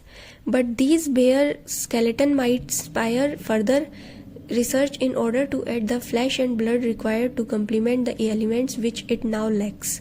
In one verse of the Rig Veda, already quoted above, where a noble is referred to as superior to the other nobles and rivals, Zimmer sees evidence that in times of peace there were no one king in some states, but members of the royal family held equal rights. He compares this with the state of affairs in early Germany. This view is untenable. The passages used by Zimmer only indicated that among the nobles one was the chief. No one family held royal rights in these tribal governments. Moreover, the Rig Vedic passage merely shows that all the nobles who sat with the assembly could be called Rajas and is not decisive for the sense ascribed to it by Zimmer.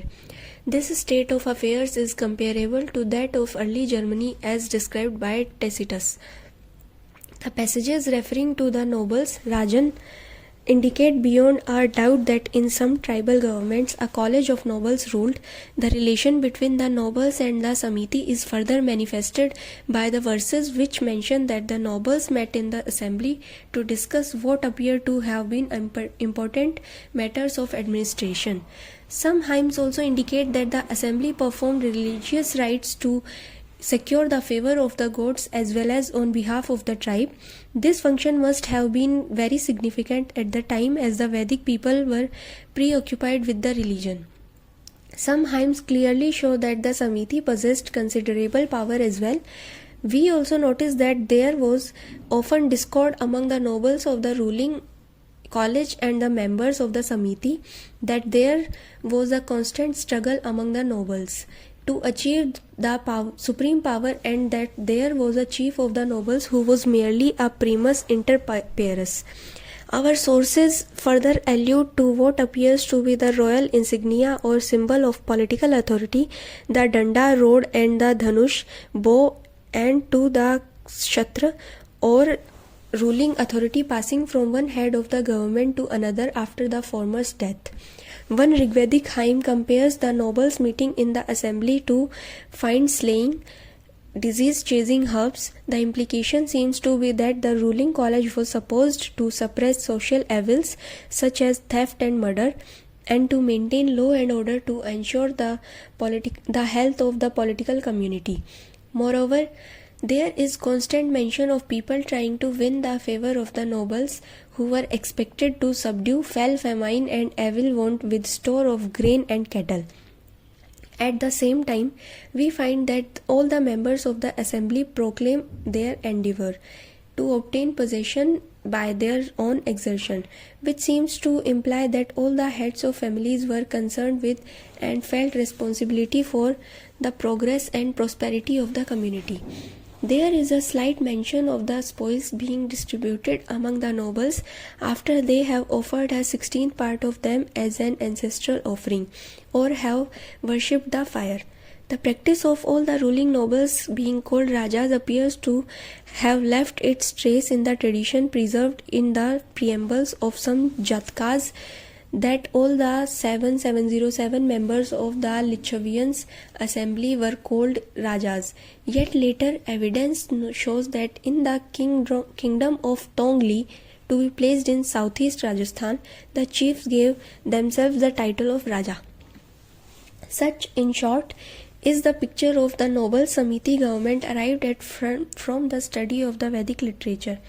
The picture is limitably vague, and the study of some parallel institutions in other parts of the ancient world might assist in clarifying our understanding of institutions of the College of Nobles and Samiti.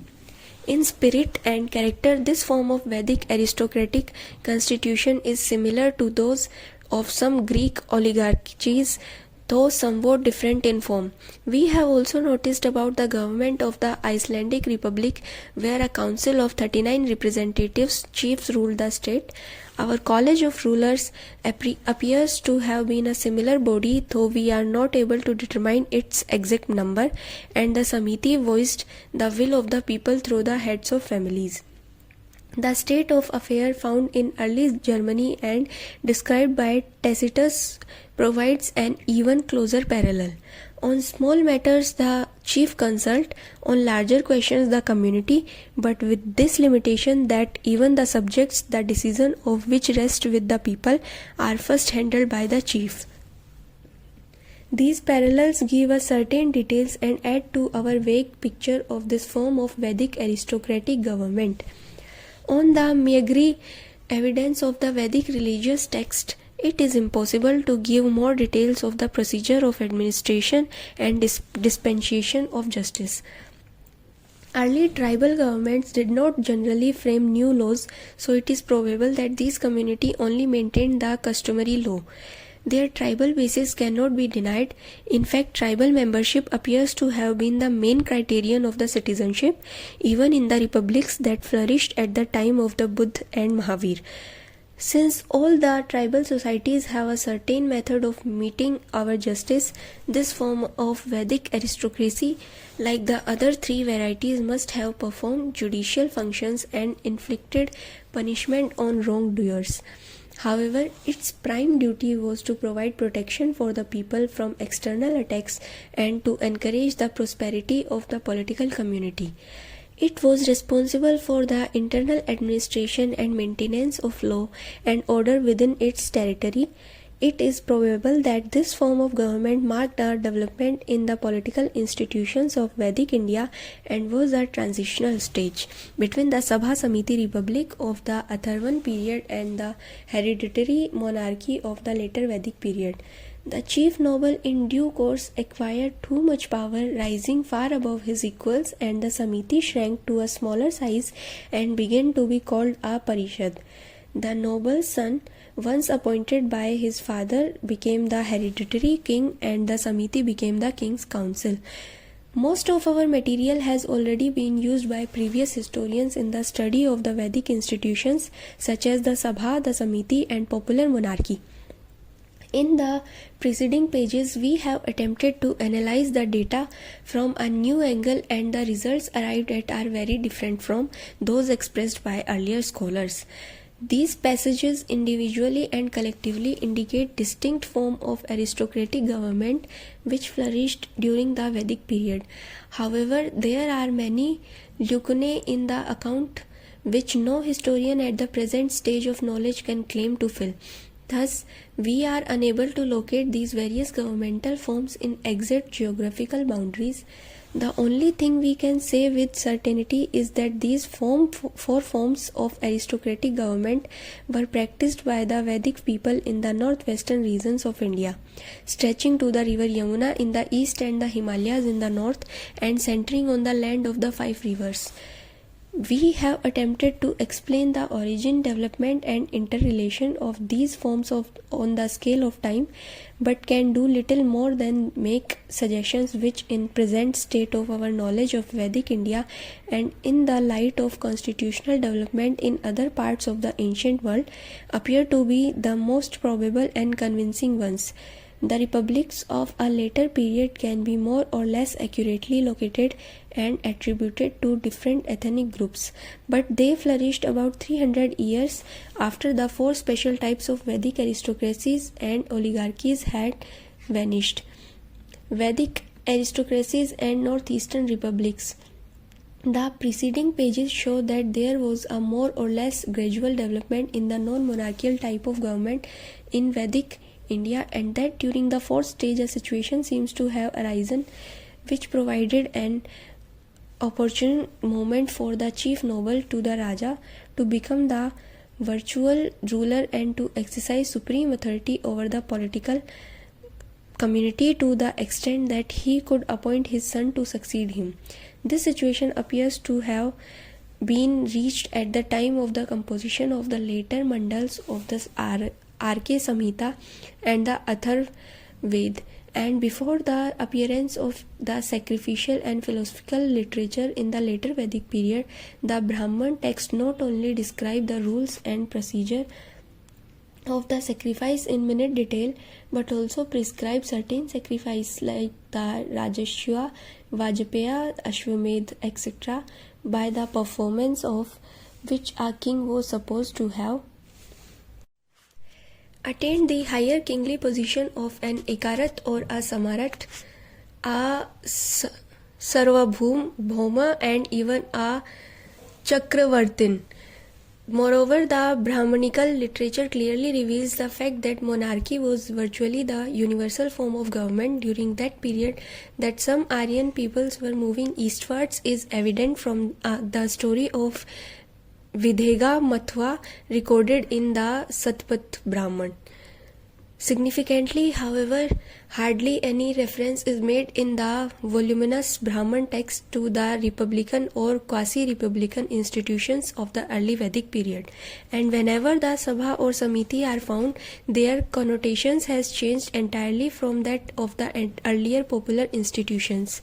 During the 6th century BC, a number of republican states certainly existed in northeastern India, as it is attested by the sacred literature of the Buddhists and Jains. Now the question arises, was there were some relationship between the early Vedic aristocracies and the northeastern republics of the time when the Buddha and Kavalin preached their respective doctrines of the middle path and rigorous asceticism? We have referred to the eastward migration of some Vedic peoples during the Brahman period, and they settled and established kingdoms in the eastern regions of the Bharatvarsh. On the other hand, the Pali and Prakrit literature brings to light the names of some republican peoples, most of whom are not found in the Vedic literature.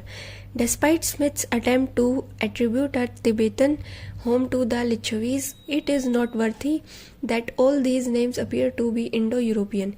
In fact, it seems that all these republican peoples were Aryans, or at least highly Aryanized. We have seen that during this period of Samhitas, there were, apart from the generally acknowledged monarchies, some special forms of aristocratic government, and that during the Brahman period they had ceased to exist, some of them probably becoming hereditary monarchies. During this period, the monarchy of the Vedic times appears to have undergone a change, in the sense that whereas the Vedic monarchies were limited to the extent that the king was only the primus inter pares, the monarchies of the Brahman period had become more totally autocratic. The power and prestige of the king grew to the extent that he began to be regarded as divine. His power and authority reigned supreme in his domain, and he held the power either to condemn a subject to death or to appoint him to the highest office. With such great power, the king might become oppressive and thus encourage some people to migrate eastwards. It might be expected that the migrants consisted chiefly of the republican tribes who resented such oppression. In order to preserve their identity, therefore, they also might have joined in or followed in the train of other marchers to the east led by Vigeda. In other words, it is most likely that the republican peoples of the Buddhist period had their origin in the Vedic aristocracies of the northwest, and their republican constitutions were adaptations or developments of the non-monarchical Vedic political communities. The existence of these republican states in the 6th century BC in northeastern India was thus by no means a bolt from the blue, but rather was the result of a gradual process with a long history behind it, going back at least to the days when the earliest hymns of the Rig Veda were chanted. The study of the preceding chapters will show how the republics of the Buddhist period were development from the Vedic aristocracies. In this research, we have been greatly aided by the fact that there are more details about the geographical location of the former, their administration and judicial procedure, and their relation with neighboring states than have come down to us regarding the earlier Vedic aristocracies. The questions of the Vidhata. There are more views and opinions about the nature and character of the Vidhata than the numbers of scholars who have worked on the subject. Many scholars have maintained more than one hypothesis. That the sources are open to different interpretations is obvious from the divergent views held about the origin, development, and functions of the Sabha, Council, and Samiti assembly. The Vedic literature provides numerous vague references to the Vidhata. In the Rig Veda alone, at least 97 verses refer to it, while the Atharvaveda mentions it in about 20 hymns. The Vajsaneyi Samhita, the Brahmans, and the Taittiriya Aranyaka also contain references to the Vidhata. Most of the evidence, however, is provided by the Rigvedic hymns, and references to this institution are fewer in the later composition of the Vedic literature. To substantiate our interpretation, we quote below some of the most important verses from the Rig and Atharvaveda, which refer explicitly to the Vidhata and reveal its character and composition and the role it played in the Vedic period. 1. To him who worships, Som gives the milk cow and fleet steed and a man of active knowledge, skilled in home duties, meet for the Vidhata, for council meet, Sabhyam, glory to his father. 2. May the most sapient Marutas with protection with best boons brought from lofty heaven approach us, now when their team of the most noble horses speeds even on the sea's extremest limit, well grasped, bright, decked with gold, like a spear carried rewarded, like a young woman or bride of a man going out secretly with another man, like refined speech in the Vidhata. 3. Upon their car the young man sat the maiden, Rodasi lightning, wedded to glory, mighty in the Vidhata. When your song Maruts arose, and with oblation the Som Pourer sang this hymn in worship. 4. O Brahmanspati, be thou controller of this our hymn, and prosper thou our children. All that the gods regard with love is blessed. Lord, may we speak with heroes in the Vidhata. 5. Yes, dawn, even this blessed morning, rich in store of food, splendid with heavenly lustre, hath shone out of for man, since they, as was the wish of yearning gods, brought forth that yearning Agni for the Vidhata as priest. 6. Let Pusan take the Surya's hand and hence conduct thee. May the two Aswins on their cart transport thee. Go to the house to be the householder's mistress, and speak as lady to thy Vidhata. Happy be thou and prosper with thy children here. Be vigilant to manage thy household in this home. Closely unite the body with this man thy lord. So shall ye full of years speak to the Vidhata. 7th, we band on band and troop following troop, Gaganam Ganam, and treat with fair lands Agni's splendor, and the Marut's night with spotted deer for speed, with wealth that never fails, they the wise one gods to succumb to the sacrifice Yajnam at our Vidhata. 8th, the pleasant priest Agni has come into the Vidhata, true skilled in sacrifice, the most wise ordainer. Agni, the son of strength, whose car is lightning, whose hair is flame, has shown his luster on earth. 9th, Agni, thou art King Varuna, whose laws stand fast as Mitra Aryanam, heroes Lord, art thou enriching all, and liberal Amsa in the Vidhata. O thou God. 10th, at Jatveda's Vidhata, I will speak aloud the conquering might of the swift red-hued steed. A pure and fresher hymn flows to Vaishvanara. Even so, for Agni, lovely Som is made pure. The princely 11th, the princely worshippers who send to those who sing thy praise, O Agni, reward graced with kine and steeds, lead thou both these and us forward to higher bliss. With brave men in the Vidhata, may we speak aloud. 12th, may Indra come to us for our protection. Here be the hero praised, our feast companion. May we, whose powers are many, waxen mighty, cherish like the Asura, his own supreme dominion. Here magnify his Indra's great heroic exploits, most glorious one, enriching man with bounties. whose will is like a sovereign samrat in the Vidhata, invocation to the triumphant all-surpassing.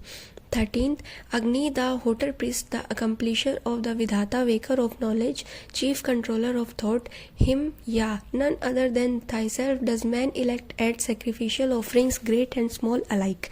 Here Agni, the arranger, those attached to thee, elect these as their priest in the Vidhata. When man with straw, clipped grass and sacrificial gifts offer the entertainment piously inclined. 14th, the glorious Agni have I praised with the sacred food, may Agni deck the gods for us. Between both Vidhatas he goes on his embassy, the wise may all the others die away. 15. The Maruts watch the man who sings their praise. Promoters of the thought of him who worship sit down on sacred grass in our Vidhatas this day with friendly minds to share the bouquet. 16th, this Som here the wise, the obtainer flows on his way as king of all existence, driving the drops at our Vidhatas. Indu completely traverses the fleecy filter. 17th, how shall I serve thee, Bhagwan, though knowing fully well what heroic deeds thou hast accomplished, and the fresh deeds which thou wilt do, most mighty, these two will be declared in the Vidhatas. 18th, as it were some goodly treasure Matrivasavan brought as a gift the glorious priest to Bhrigu, banner of the Vidhata and the good protector, child of two birth, the swiftly moving envoy Agni. 19th, slight us not Varuna, Aryaman or Mitra, Rabuksan, Indra, Ayu or the Merats, when we declare amid the Vidhata the virtues of the strong steed God descended. 20. I, in remembrance of thine ancient favour, have sung my hymns in this our third Vidhata of the day.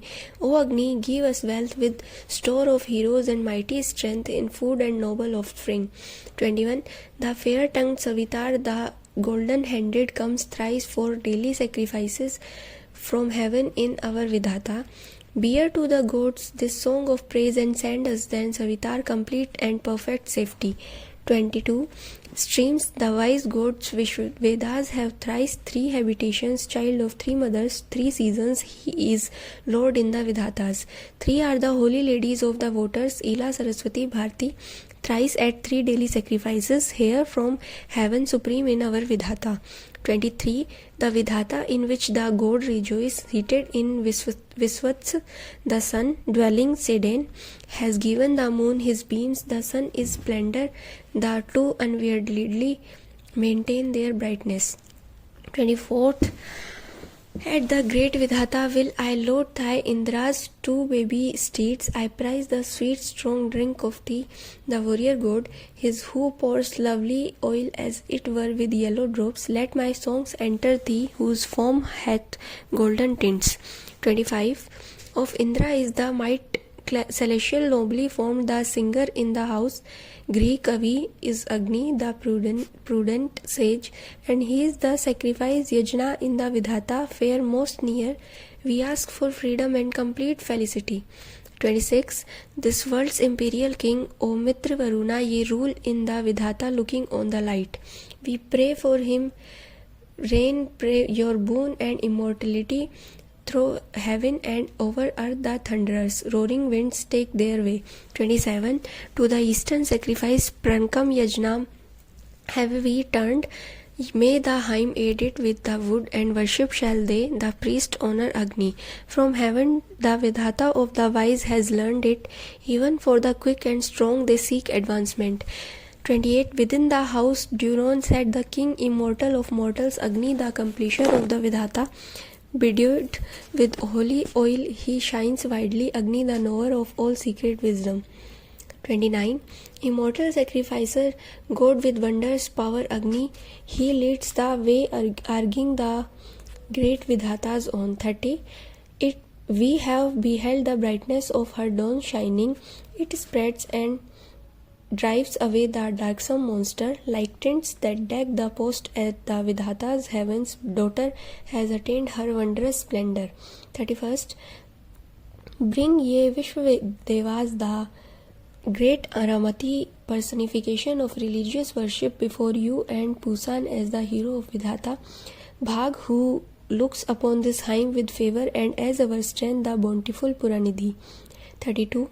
In every age bestow upon the singers wealth worthy of the King of the Vidhata, glorious every new. King Agni, undecaying as it were with sharpened bolt, smite down the sinner like a tree with lightning flash. 33. Like babes in arms reposing on their mothers, let the good gods Vishvedevas sit upon the grass summit. Let general fire make bright the flame of worship. Scorn us not, Agni, in the gods Vidhata. 34. Thou lightning, whom all the gods created, the bold one, the gods making all anew for hurling, do thou be sung in the Vidhata, be merciful to us. To thee as such be homage, O goddess. 35. What of you is joyous, O fathers, and delectable Samya? There will be at hand for you are of your favor on splendor. Do you rapid poets listen invoked at the Vidhata? 36. Come you Agni, obstructing the track of death, assuming furthermore a longer lifetime. Sitting in your station, Sadhaste, thrust away death, then may we living speak to the Vidhata. 37. Thou sun, ghost about Treta, thou guest about the fountain of 1,000 streams, the heaven gaining Vidhata, thine, O Indra, our heroism manifold, do thou fill us with cattle of all forms, set me in comfort in the highest firmament. 38. The offered ghee, the milk which is in the rudi canine, that is your portion here, ye Ashwini come. Ye sweet ones, maintainers of the Vidhata, lords of the good, drink ye the heated ghee or oblation, gharma, in the shining space of the sky. 39. Where the eagles in Vidhata sound incessantly animsum unto the drought of Amarta, thus the shepherd of all the existence, Visvasya Bhuvnasya Gopa, he Atma, the wise one, entered there into me that am simple. 40th. The two invokers of the gods, first well-voiced, shaping the sacrifice Yajnam for man Manuso to sacrifice Yajadhayi, arguing forward at the Vidhatas, the two singers Karu pointing out the ancient light through the four reasons.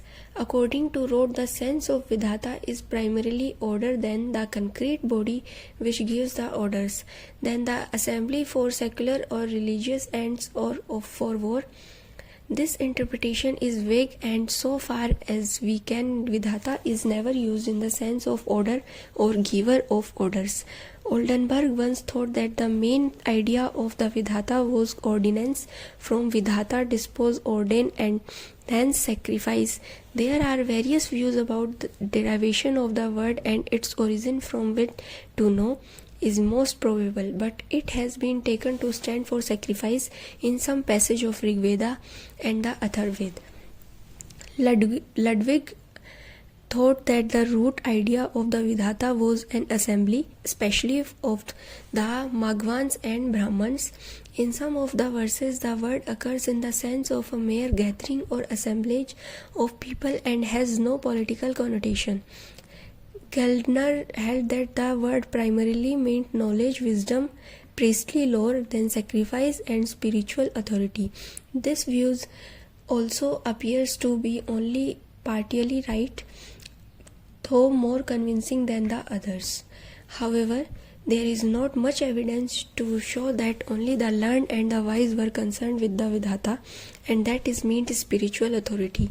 Bloomfield, on the other hand, insisted that the Vidhata referred to a house in the first place, from which acquire, and then to the sacrifice as connected with the house. In the opinion of Keith and MacDonald, this appears to suit all the passages. We do not agree with this interpretation entirely, although in some cases the Vidhata stands for sacrifice.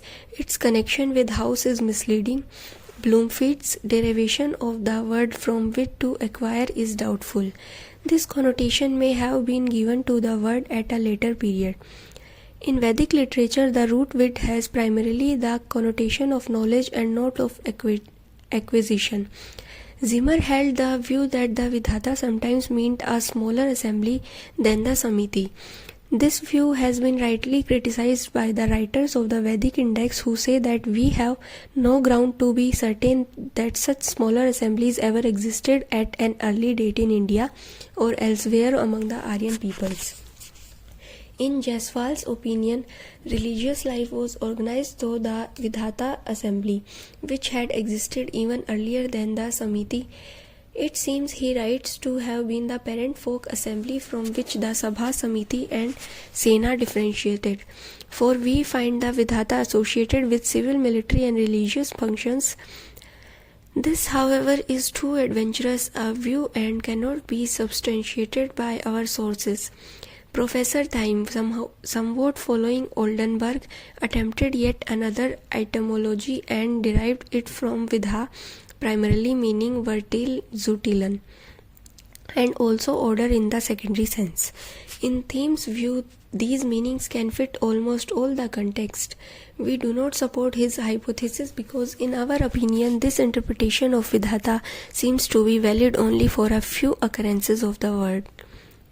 Altaker derived the word from the root vid to know and suggested that it indicated a religious or sacrificial gathering.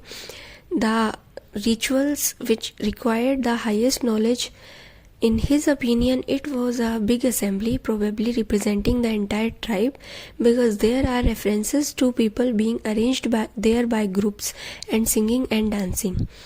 His view, like that of Jaiswal and others, that it was a big assembly of the entire tribe is unwarranted by the sources. A local settlement can well provide enough people to be arranged in group of singers and dancers. In recent years, Professor R.S. Sharma has strongly pleaded the case for the Vidhata, following the pattern of Jaiswal. In his opinion also, the Vidhata was the earliest folk assembly of the Indo-Aryans, attended both by men and women, performing all kinds of functions, economic, military, religious and social. This view, like the earlier ones, needs carefully scrutiny, and we shall first examine his arguments one by one. Following wrote, Jaiswal had suggested that the Vidhata seemed to have been the parent folk assembly from which the Sabha, Samiti and Sena differentiated. Professor Sharma does not support this view outright, but implies more or less the same thing when he states that although there is no direct evidence to establish the institutional connection between the Vidhata on the one hand and the Sabha and Samiti on the other, an examination of the mass of occurrences of the word in different contexts would show prominent traces of the earliest folk assembly in the Vidhata. In order to strengthen his case, Sharma seeks parallels from some anthropological studies of later tribal peoples and further compares the Vidhata, in particular to the religious functions of the early assemblies of the Indo-European peoples. Then he appears to compare the Vidhata not with the Roman Comitia but with each of the 30 curies which had its peculiar worship and chapel. The Vidhata cannot be compared with the Roman Comitia because the latter was a political institution like the Samiti of the Vedic aristocracies. The Comitia Centuriatia was the assembly of the curie or wards at Rome.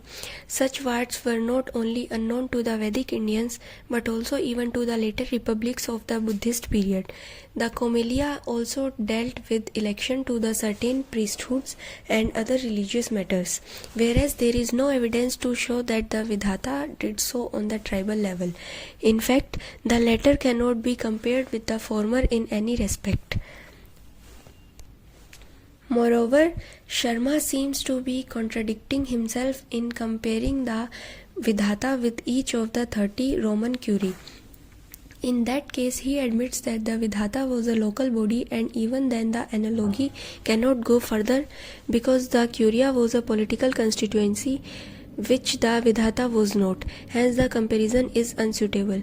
Another significant claim of Professor Sharma is that women attended the meetings of the Vidhata and took part in its deliberations, and that it was a sort of assembly. He further says that in some cases the Vidhata means a family council, which he compares to the council of the Iroquois, which generally served as the democratic assembly of all adult male and female members of the gens who with equal voice. In this respect, Sharma continues, the Vidhata was completely different from the earliest known Greek, Roman and German popular assemblies in which women did not find any place. He infers the antiquity of the Vidhata by noticing the right of women to take part in popular assemblies according to the Old Welsh law of not later than the 11th century AD. These institutions of a civilized medieval people can hardly be accepted as evidence of women's rights among the earliest Indo-European peoples, except by one who is fully convinced of the absolute accuracy of the Marxist hypothesis that matriarchy invariably preceded patriarchy. There are a number of weaknesses in the line of argument which Professor Sharma has followed. We think that the mere association of women with the Vidhata does not necessarily make it a sort of assembly. We do not deny that the women took part in the Vidhata and its ceremonies, but this only shows that in this respect it was unlike the political institutions of the Sabha and the Samiti. In no early assemblies of the ancient Indo-European republican peoples, except the Germans, do we find the association of women, and the fact that they participated in the Vidhata is a strong argument in favor of the conclusion that it was not a political assembly at all, but a mere gathering of a settlement for the performance of religious ceremonies. In all Hindu sacrifices and religious ceremonies, women participate with men. Hence, their association with the Vidhata points to its non-political nature and its local as opposed to the tribal character. Sharma's acceptance of the Vidhata as a family council in certain contexts and his comparison of it with the democratic assembly of the Iroquois gens show that the analogy is not accurate. The family council consists of the members, male and female, of one family, grandparents, their sons and daughter-in-laws, and their grandson and granddaughter-in-laws, whereas gens are formed of a number of such families. Therefore, Sharma's comparison of the Vidhata family council with the democratic assembly of the Iroquois gens is also erroneous. Moreover, even if he means a gens council by the term family council, we have no evidence to show that the women attended such councils in Vedic times. In both cases, the analogy is false. Moreover, the comparison of the earliest known Greek, Roman and German popular assemblies is not suitable because they were political institutions. A more approximate comparison of these popular assemblies would be with the Vedic Samiti. Sharma admits that unlike the Sabha and the Samiti, there is no direct evidence of the Vidhata's tribal character, but tries to show that the association of Gana with the Vidhata may be taken as indirect evidence of this. The term Gana here simply means a group of people and not tribal groups as Sharma interprets it.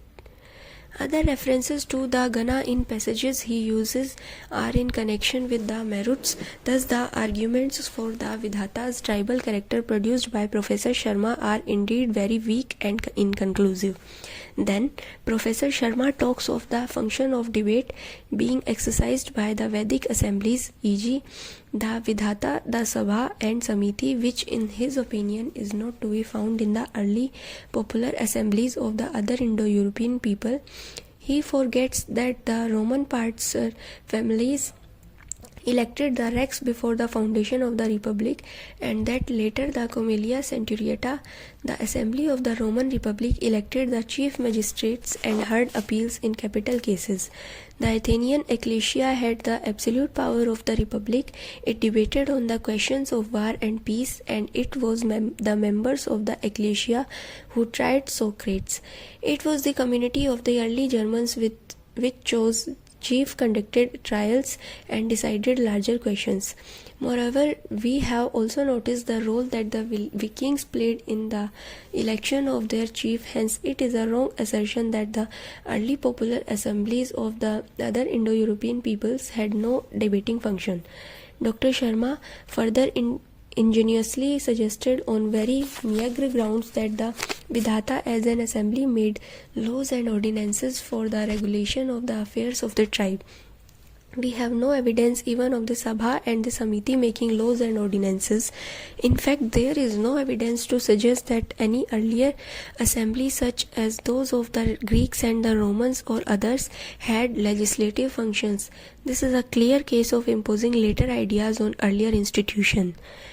On the authority of Oldenburg, Sharma says that the Vidhatas distributed amongst its members whatever they produced as food, because in one haim members are summoned in the Vidhata on the occasion of distribution of whatever is produced daily by Savitar, and because Agni is described as the liberal distributor of produce in the Vidhata, he points out that in this respect the Vidhata stood in sharp contrast to the Sabha and the Samiti. The distribution of produce by Savitar and Agni being called a liberal distributor do not prove that the Vidhata performed such a function. We have shown about that the Sabha and Samiti are alluded to as distributing the spoils of war amongst their members.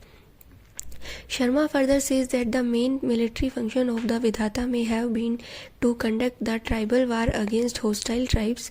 Altekar rightly criticizes this view, which he says is untenable, or nor did it the Vidhata do every distributive work. The passage that Sharma cites in support of the military function of the Vidhata is not conclusive. The passage in question is Brahad Vadema Vidhate Survira, which Sharma translates as with brave sons or heroes in the assembly Vidhata may we speak loud, closely following Grifte, who takes Suvira to mean brave men. On the other hand, Glender translates the pad as Veer Mochten das grosse Wort Furharen als Mister in der Wiesen Rede. Gledler emphasizes the point of wisdom in the word Suvira and here apparently interprets Vidhata as wise counsel. However, Suvira has the definite connotation of hero and should be translated as with good heroes may we speak high or boost in the congregation. It is a prayer to the gods and express the wish of the singers that they might have good heroes in their settlement. We have examined the 6 central mandals, 2nd to 7th of the Rigveda in order to see how various hymns are concluded by the RSI poets who compose them. After an analysis of 620 hymns which comprise their 6 mandals, we come to the conclusion that the manner of ending the hymn is a matter of individual style and no implicit faith can be put in such repetitions. The second mandal contains at least as many as 23 hymns which end with the pad quoted above. In the third mandal, 12 out of 62 hymns end with who slays the vratas, wins and gathers riches, and 7 end with yet another stock formula, while the remainder have individual fine padas. In the fourth, at least 8 hymns end in a set style. The fifth and sixth books also have hymns ending in the same words, and in the seventh mandal we find as many as 65 hymns ending with the same pad. Ye gods, preserve us evermore with blessings. In the light of the above data, it seems that all the endings of these hymns indicate that is the individual style of the poet. The 23 hymns ending with the wish of singers to be able to boast with heroes in the congregation indicated no more than the need for strong warriors in the settlement for whose members the hymns were composed. There is nothing here to show that the Vidhata had any military function as such, but no doubt its members, like the medieval bards, prayed for the success of the tribal army, Sena, which was distinct from the Vidhata and associated with the Sabha and Samiti. Professor Sharma continues in presenting his argument that the people gathered in this assembly Vidhata fought together, sang together, prayed together, played together, and deliberated together without any discrimination of sex. We have examined the evidence with regard to the Vidhata and do not fully agree with this statement. At the village congregations, people might have sung together without discrimination of sex, but there is no evidence to show that they fought together, deliberated together, and played together in the Vidhata. We have shown the evidence for the Sabha and the Samiti doing all these things, but there is no ground to attribute all these activities to the Vidhata. We have quoted at the beginning of this section a representative sample consisting of about 1/3 of the total of 117 pages which refer to the institutions of the Vidhata in the two Vedas. They include most of the passages used by Professor Sharma in his argument. It is evident that the Vidhata was a popular institution of the Vedic Indians, but its occurrences are independent of and comparatively fewer than those of Jan and the Vis, denoting tribe or people, which occur 275 and 271 times respectively. If the Vidhata were a tribal organization, as Professor Sharma gives us to understand, one would expect it to be associated either with the Jana or Vis, but in fact there is not a single hymn in the entire Rig collection which associates Vidhata with these two words. Hence, it can be fairly concluded that the Vidhata, unlike the Sabha and Samiti, did not have a tribal connotations. In order to show the Vidhata's tribal character, Sharma depends entirely on its association with Gana, the term which he mistakenly interprets to be a technical word for the republic in the Rig Veda. His evidence of the tribal character of the Vidhata and the Gana comes from a later source which gives 63 as the number of the Gana of Maruts. This is the largest number of the Maruts Gana we have from the Vedic sources. Thus, the dissociation of the Vidhata from the most common terms of the tribe, i.e. Jana and Vis, and the largest number of members of a Gana being too small even to perform a settlement, forbid all attempts at making the Vidhata a tribal folk assembly of the Vedic people. According to our interpretation of the sources, the Samiti alone was the popular institution of the Vedic period. What evidences there is for an earliest folk assembly of the Vedic people is connected with the Samiti, and according to our suggestion, it developed from the Vis body. Thus, the Vis would be the forerunner of the Samiti. We have shown above the Vis heads of families elected the king, and that it represented the earliest stage of political development in the non-monarchical political communities. If the Vidhata were the earliest folk assembly, it would be expected that it participated in some important tribal functions, such as the election of a king. We know of no verse in the Rig and Atharva Vedas which associates the Vidhata with the establishment of a man to kingship. Out of about 100 references to Vidhata in the Rig Veda, it occurs only twice in connection with the Sabha, once in the same hymn as the Sabha, and only once does it appear in the same hymn as Samiti, where it stands for one worthy of the congregation Vidyatyam, congregation Vidhata, and sacrifice Vidhata. These rare occurrences of Vidhata with Sabha and Samiti indicate that there is a little institutional connection between them. Moreover, all about 20 mentions of Vidhata in the Atharva hymns are absolutely independent of these two well-known political institutions. Furthermore, there is no allusion either to the Vidhata taking part in the choice of the king or to the political deliberations of the tribe taking place in it. No reference in the whole range of the Vedic literature points to the Vidhata's tribal character, and moreover the fact that it is not associated with political institutions and political activities strongly weakens the case for its being interpreted as the parent folk assembly or the earliest folk assembly of the Indo-Aryans. On the other hand, it appears to have been a local body without any political connotations and to have performed no political functions. All the four references to the Vidhata in Rig Veda in connection with the Sabha and Samiti have religious connotations.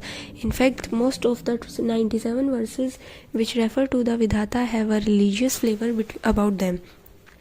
In note, a single hymn is Vidhata disassociated from the gods Som, the Maruts, Osa, Agni, Mitra, Varun, Aryaman, Indra, Pusa, Savitra, Aramati, Bhag, Rudasi, Surya, Chandra, Rabhukshan, the Ashwins, Jatvedas, Vaishwanaras, and the Vishwavedas, and the heroes and heroines of the Vidhata.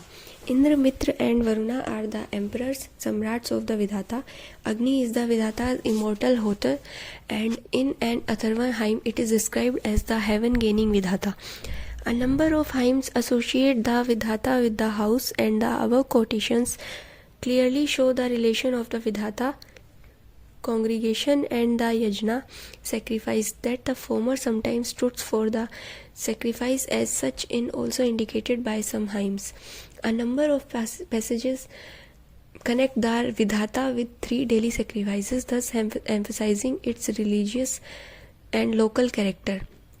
Some passages also allude to the sacred grass soma, pouring feast, wood, ghee and milk oblation, and inviting the gods to sit on the sacred grass in connection with the Vidhata.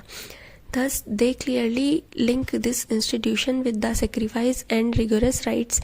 Agni is the banner and the accomplisher of the sacrifice. Vidhata and the Aswins are its maintainers. In rare cases, Vidhata simply means a mere collection.